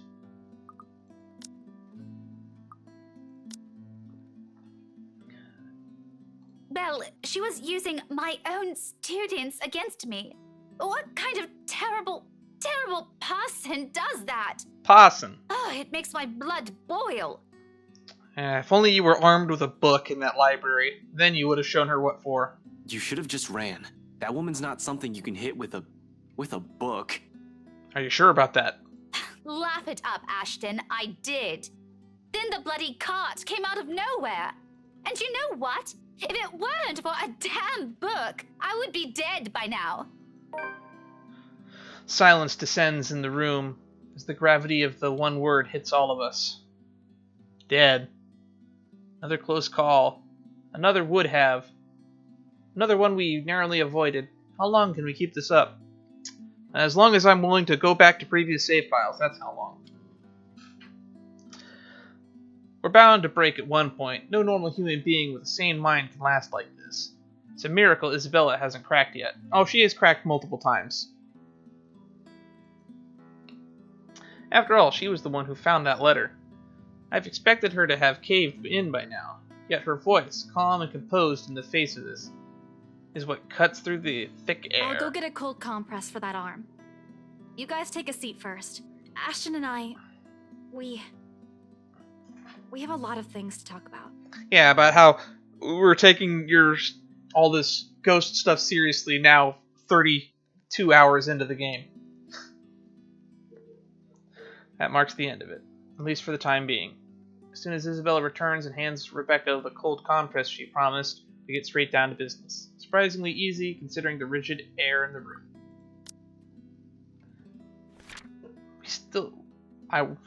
Still so much to do. To Ashton and Isabella's relief, Rebecca later called back. Soon she showed up in Salemwell, looking worse for wear. When the detective asked about it, worried, all the redhead could give was a frustrated answer. Fortunately for her, the topic turned grim. Isabella stepped in.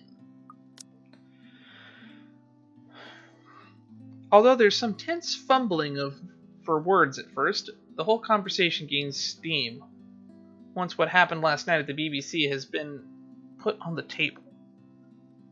All at once, everything we've brushed off, carelessly ignored, and rudely dismissed have been laid out for close scrutiny. Zach's encounters with the woman in his dreams, Rebecca's close brushes with death every time she appears, the dread, the fear, the terror she brings in every one of the bravest of us. Everything. Because no matter how bleak this all seems, there must still be a way out of this. There has to be. Logic be damned.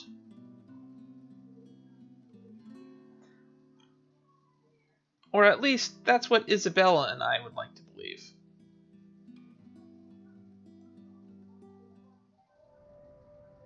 You know, the biggest regret decision that we didn't go back and undo was when we chose to talk to the professor instead of the priest when we had that option way back in like chapter 1. That's the one that I think would have had the biggest change that we did. I think a lot of those chapter 1 decisions matter a lot more than I initially thought they did. Yet even as the cold morning light shifts to wavering hues late afternoon and eventually night, none of this still makes fucking damn sense. Darkness has fallen, but we're all still nowhere near figuring things out. If anything, we're more at a loss for what we ever been before we even started this. Next thing I know, frustration rears its ugly head, and the sheets of paper I've been holding smacks on the table harder than I have intended. The sound of it echoes loudly in the small room. Everyone simply falls silent. Along with it is a release of another long-held breath. Perhaps the 100th since this We morning. aren't getting anywhere at this rate. Don't just drop it. There must be something in this we aren't seeing yet. It's a curse! It's an odd thing to hear from her. The very words I've been telling myself every single time I find myself facing a dead end. We can use a little of that optimism right now, I know, guess. but what are we supposed to be looking at here in the first place? Good point. Well, we already looked through those files. You're the one that picked them out last night, right? All of them? I'm pretty sure every person we've checked in there isn't necessarily involved. One client possibly died of old age. Remember, you found that dumb paper. Not so dumb if it can kill all of us. Good one, Zach. Very funny, Z-Man. Anyway, like I said, you discovered that paper right before the open house. No one else was allowed inside during that time. Except for Rose. It's too broad of a scope if we include every single person. In fact, the only notable ones are C and Jean Marie. But if we're going to include them in the count, shouldn't there have been more than enough people to end this fucking curse already? How does this thing even work? If it's a chained letter, it just goes on forever. Yeah, okay. They went in and out of this place. But no, you still don't get it. What I'm trying to say about those clients is... Maybe there's more than one of it. Even my friend, the priest from the cathedral. He's been acting strangely. Finally, we're bringing that up. There might be more than one of that paper going around that we don't know about. More to this. I mean, look at all this stuff Rebecca brought with her. Apparently our teachers have been lying to us all these years. So who knows? Hey, now don't blame us. Blame the bloody books they wrote. Quietly, Isabella reaches for one of the papers Rebecca has brought with her and carefully inspects the words printed on the page. A copy of an old newsprint from even before the city was founded. Her eyes narrow with each line it passes, but lingers at the illustration of the noblewoman's servant. Why do they have to keep this in the restricted section? Rebecca merely shrugs at her inquiry, but her own annoyance seeps through her answer. How should I know? I wasn't even aware we have archives that go as far back as this. This is before the city was even founded. As a matter of fact, if it weren't for Andrew's help, I wouldn't have gotten my hands on any of it. Maybe they didn't think it would be important to talk about it. After all, this is more Anselm's than ours. That or some old bugger's hiding something. Why else would they tell a completely different story? Revising what's written seems useless endeavor on its own when you have nothing to gain from it. But the people at BRC have something to gain from it.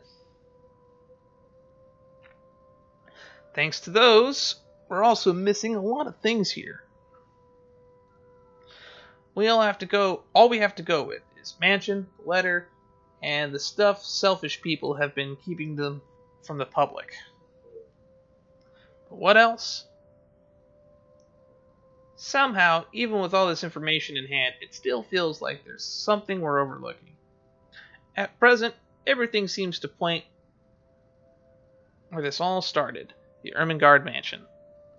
While bringing the letter back there fix everything? Fuck, I doubt it. How do I? The mansion's private property now. You can't just waltz in there.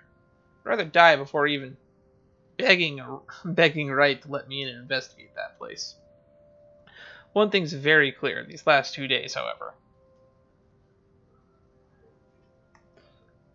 We're not safe anywhere, and I have to act fast if I want to keep my own friends alive. I can't keep running away.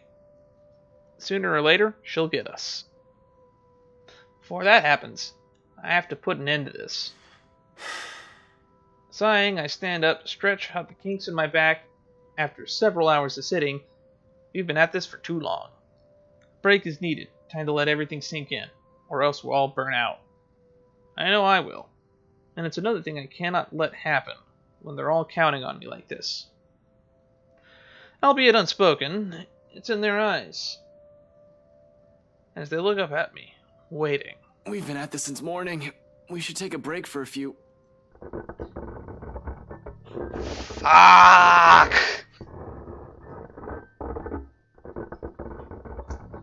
I hate this piano track.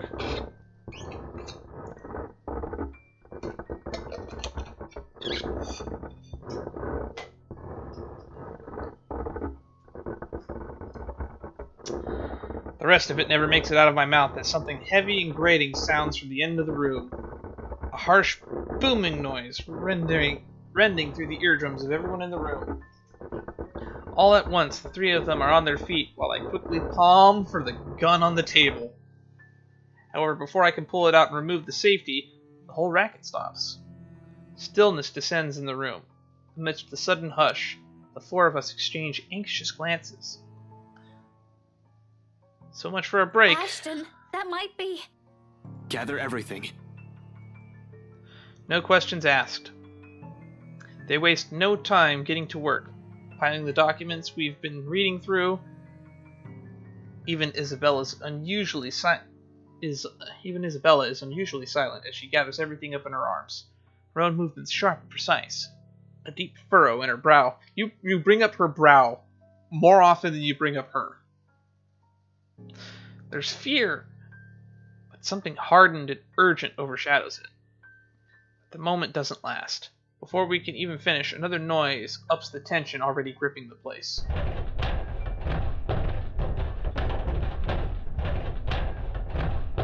Suddenly, the lights go out, and the wardrobe at the end of the room rattles, as if something inside begs for freedom. Cautiously, eyes glued to it, I take a step forward and release the lock from my gun.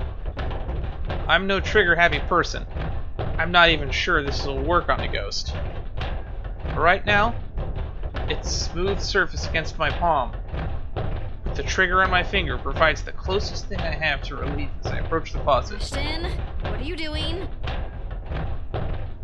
That's loud. It's really loud. I don't think that's a good idea. We should just... Worried as they all are, they immediately stop at the raise of my hand.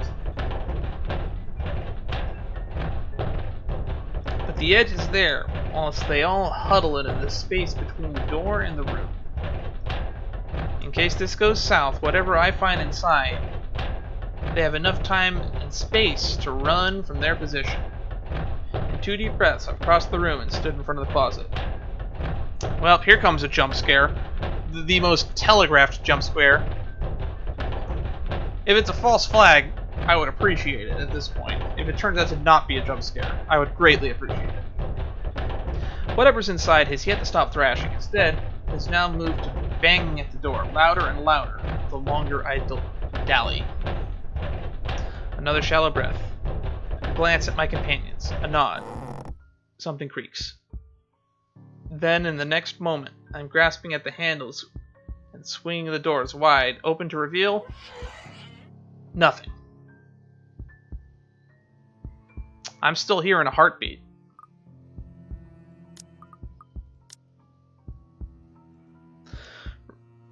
Right away, I part the clothes hanging on it, and still none. No ghost, no woman, not a single trace of whoever's inside. Is that you, Edgar Allan Poe? I know you hid the 3 people are behind it.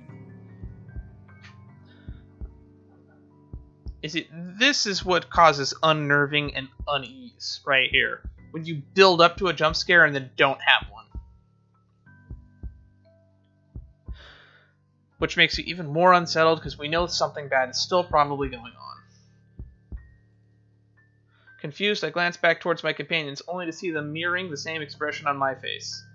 The noise had finally stopped, but I'm quite sure it isn't my imagination. Yeah, the lights went out. Or maybe it is, and I'm just too strung up that my head's now making things up. Whatever the case is, we need to get out of here as soon as possible. This only confirms we aren't safe anywhere. Without bothering to close it, I move back, ready to leave, adrenaline now coursing through every vein in my body. In the next second, I'm barking We orders should and... go. Everyone, we need to... dead. Ah! I'm sent sprawling onto my back as something cold catches my ankle and yanks. Here we go. Give me a crosshair. The resulting fall knocks the wind out of me. Pain racks my whole spine as the back of my head as it collides against the floor, with force enough to dislodge my own brain from my skull. A moment lasts before the stars fade from my vision. And then, I sense it. Cold tendrils twisting around my ankles. The smell of vile rot assaulting my nose. Nauseating. Sickening. Foul smell draining every feeling in my body. The moment her horrid laughter, still unpleasant and vicious as the last time I've heard it, reaches my ears. My eyes snap open. Perhaps it's just inexperience.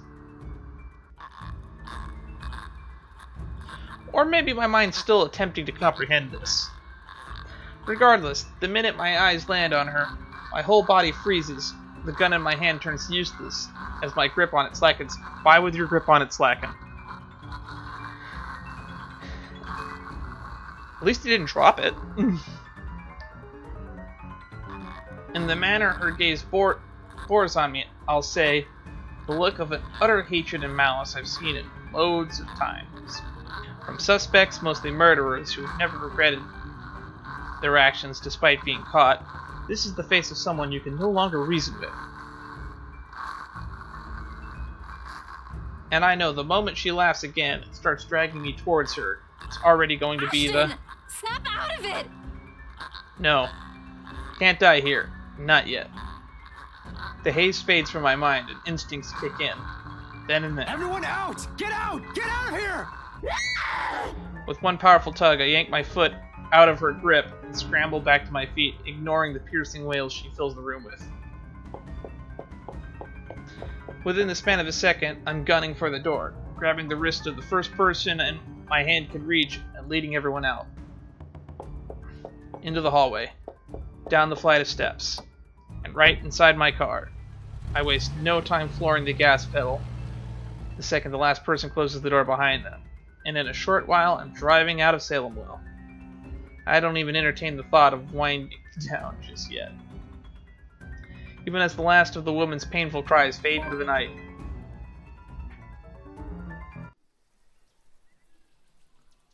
Well, we made it to Halloween, people.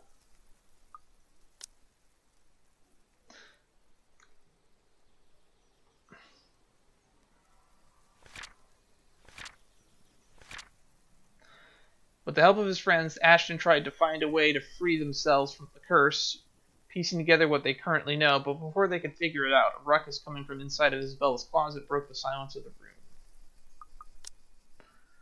Whew!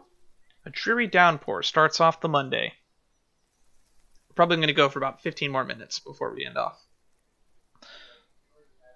Although it doesn't last more than an hour, the dark clouds lift just after the sun peeks over the horizon. Brief as it is, the rain has significantly dampened down the park's usual cheery vibe.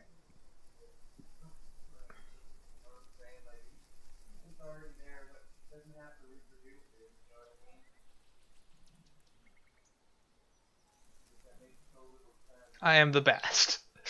I am the best. Brief as it is, the rain insignificantly dampened the park's cheery vibe. Mornings like this often mark the start of another bad week. At least children aren't singing. As long as no creepy children show up singing, I'm good. Oh no, it's Halloween. Children might show up. Oh no, we're screwed. An arrest gone wrong. Another investigation leading to a dead end. some truly fucked up shit being called in.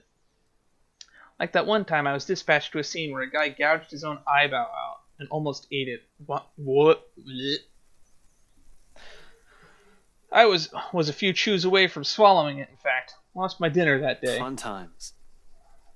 Of course, I doubt anything can top getting cursed by a damn chain letter of all things. This is the sort of stupid thing people pass along as a prank through emails and text messages, for fuck's sake. A ghost chasing after you puts the icing on that cake. So far all we've done is run, snoop about, read stuff, run again. It frustrates me to no end how we're still no closer to an answer. Even my car reflects the state my mind is in. Photocopies of documents litter every available surface.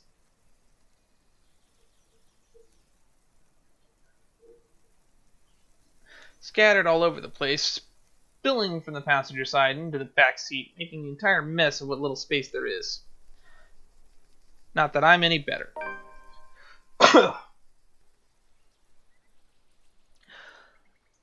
My last shower was 24 hours ago. I haven't slept at all. My last meal was that chocolate porridge thing Isabella offered. The way I am now, I'll definitely get a scolding. Rebecca will definitely give me an earful and tell me to take care of myself better. Say that I'm killing myself on the job. I can already hear Isabella complaining how dark the bags under my eyes are getting, and about how I reek, and how I need to shower pronto. I can rest easy when this is all over. It's not that I can feel the pang of hunger. With that woman chasing after you, it's difficult to not feel anything other than horror. The rush of adrenaline coursing through my veins, and my desperation to survive. In fact, I can still sense the ghost of her touch from last night. Her bony digits wound tightly around my ankle, and that horrid smile she has on her as she pulls me closer. The memory's enough to send a shiver down my spine. Make me antsy. Perhaps the only thing comforting about this is the sight of my gun nearby. From my dashboard, the sunlight glints on Ophelia's surface. Normally, I keep it hidden in a compartment. Lexburn police regulations only allow authorized people to carry firearms, and even those are limited. I do have that authorization, but I never really saw need for its use. When the standard issue tasers are more than good enough to incapacitate anyone. If not, I can always throw them on their back. Those judo lessons Dad forced me to get as a kid has its uses too. On a ghost, though, all of those will probably yield the same result. They're all useless. I might as well use a stick.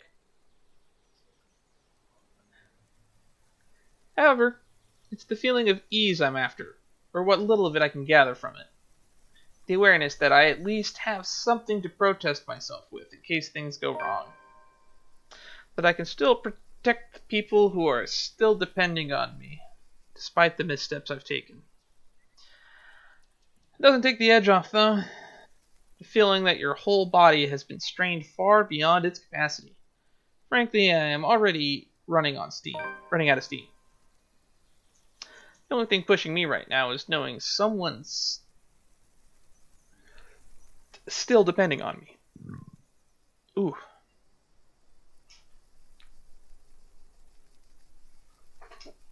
Stretch is still in order, though. I've been sitting here since last night.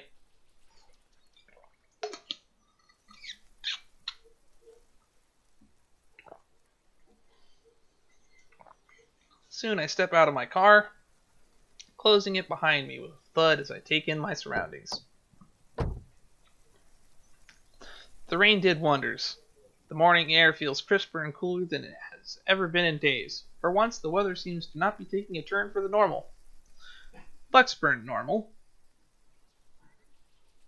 In the distance, beyond the buildings lining the horizon, Dark clouds are blowing in. A storm might be due this evening, give or take. Shame for the people looking forward to Halloween tonight. I'm not sure whether this is something I can look forward to as well.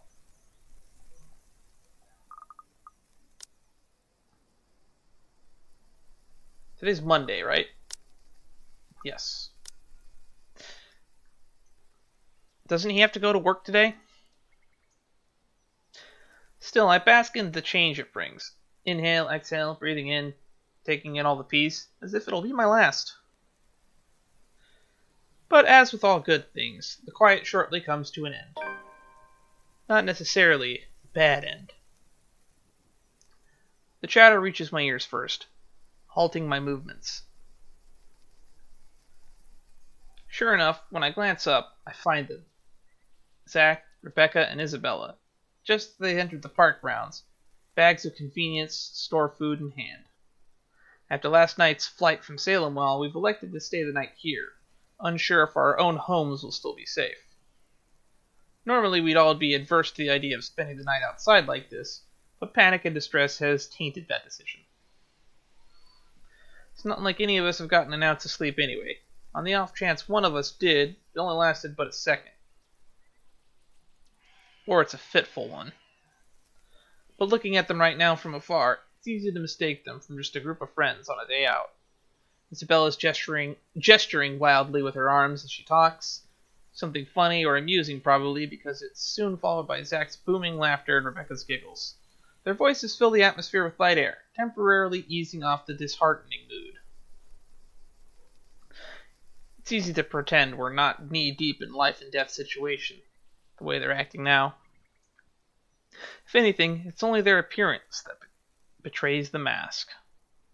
Slightly disheveled, bags under their eyes, an exhausted curve in their shoulders, and dragging footsteps.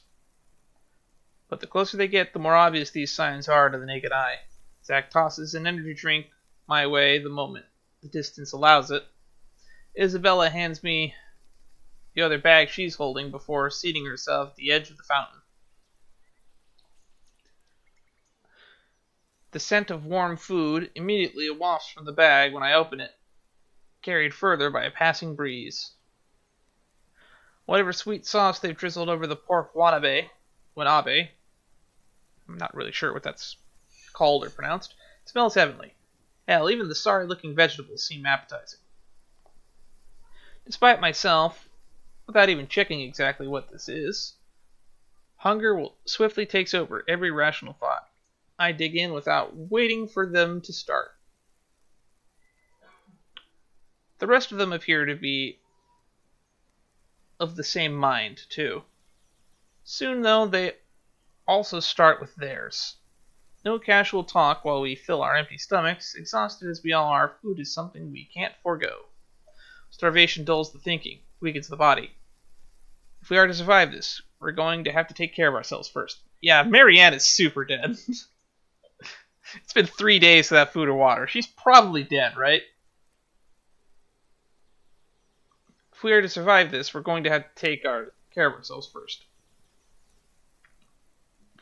In a matter of minutes, we're done and dumping the empty cartons on a nearby waste bin. Along with it is the shift in the mood. Back to dismal. Back to the problem at hand.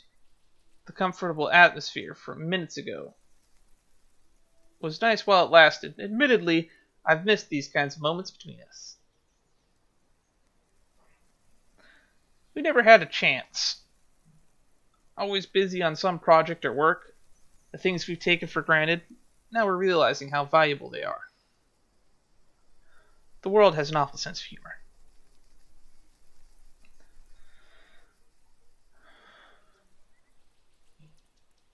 While the one we've just had was short-lived, it's another thing I want to look forward to. If we ever free ourselves from this damn curse, I'd like to believe there's a way. For now, we have to focus back on the present. This. Dead people. The letter. The curse. It's not simple to bring these up, but necessary. What now? Where do we go from here? It's not a question directed at anywhere in particular.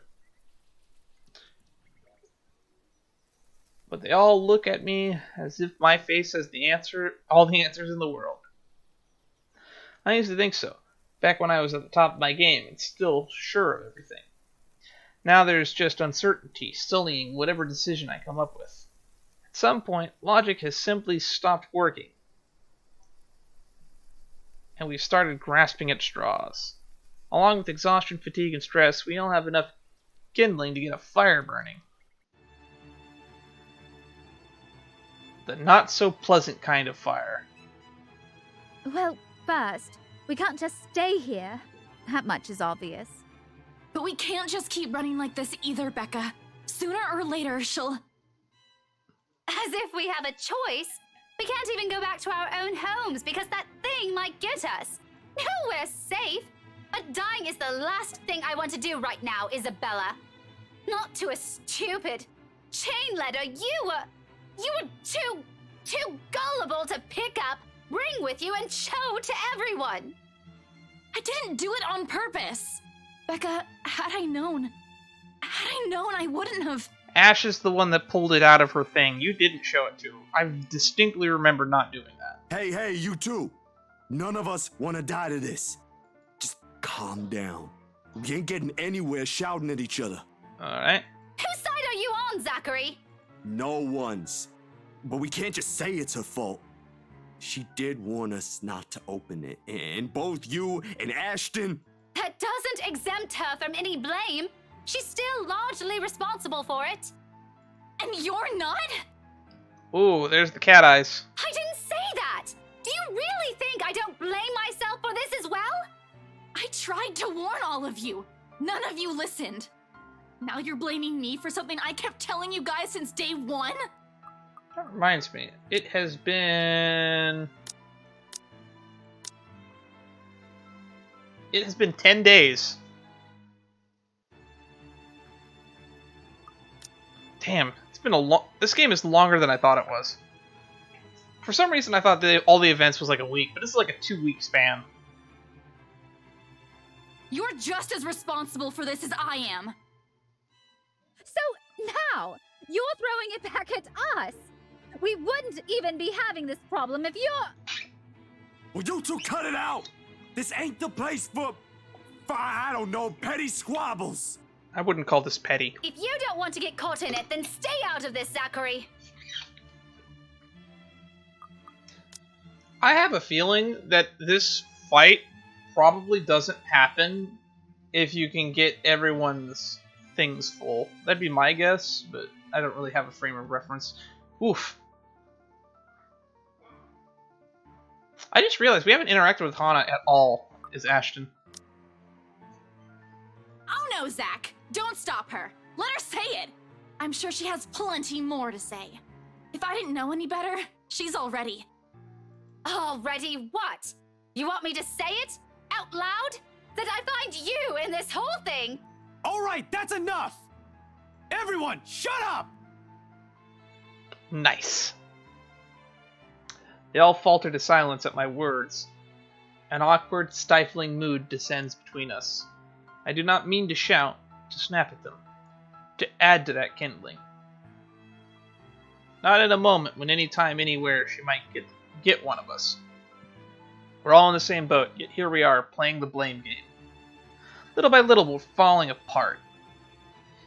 Caving into the pressure, to the bleak situation we're trapped in. Did that ghost mean for this to happen? To divide each of us so she can pick us off one by one? Right after. Who knows? Anything's possible now. If her kind can exist. With the fire burning between us, rising as high as it does now, I'm afraid. Deathly afraid.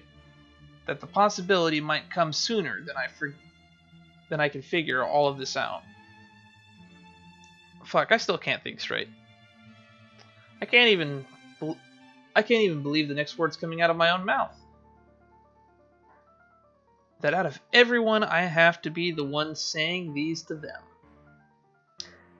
There is more of their forte than mine. This is more their forte than mine.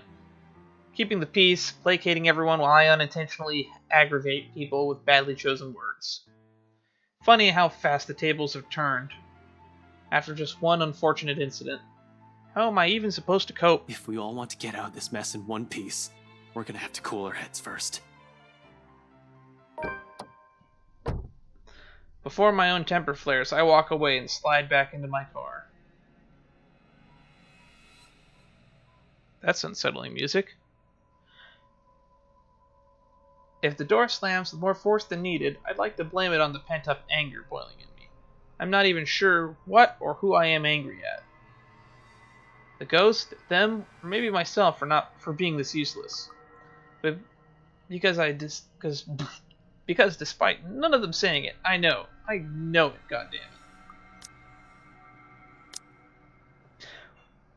After spending the night at the local park, Ashton and his friends try to figure out what their next step will be. However, coupled with the fatigue and stress, the conversation quickly turns downhill. Frustrated, Ashton walked out, suggesting they cool their heads first. They're still counting on me, in spite of my failures, or every harsh word I've uttered, or how unbearable I can be as a friend. It's there when the tension after the argument finally breaks, and one by one, they follow me and get into the car. It's in concerned glances they shoot my way when I start the engine, without a word, drive off. It's in their silence, a heavy gift, their unwavering trust. Yet it's one I'm more willing to carry, even though my own exhaustion, if only to keep them safe. In this city of 68,000 strangers, they are the only ones I have left. And that's where we're going to leave it off for the night.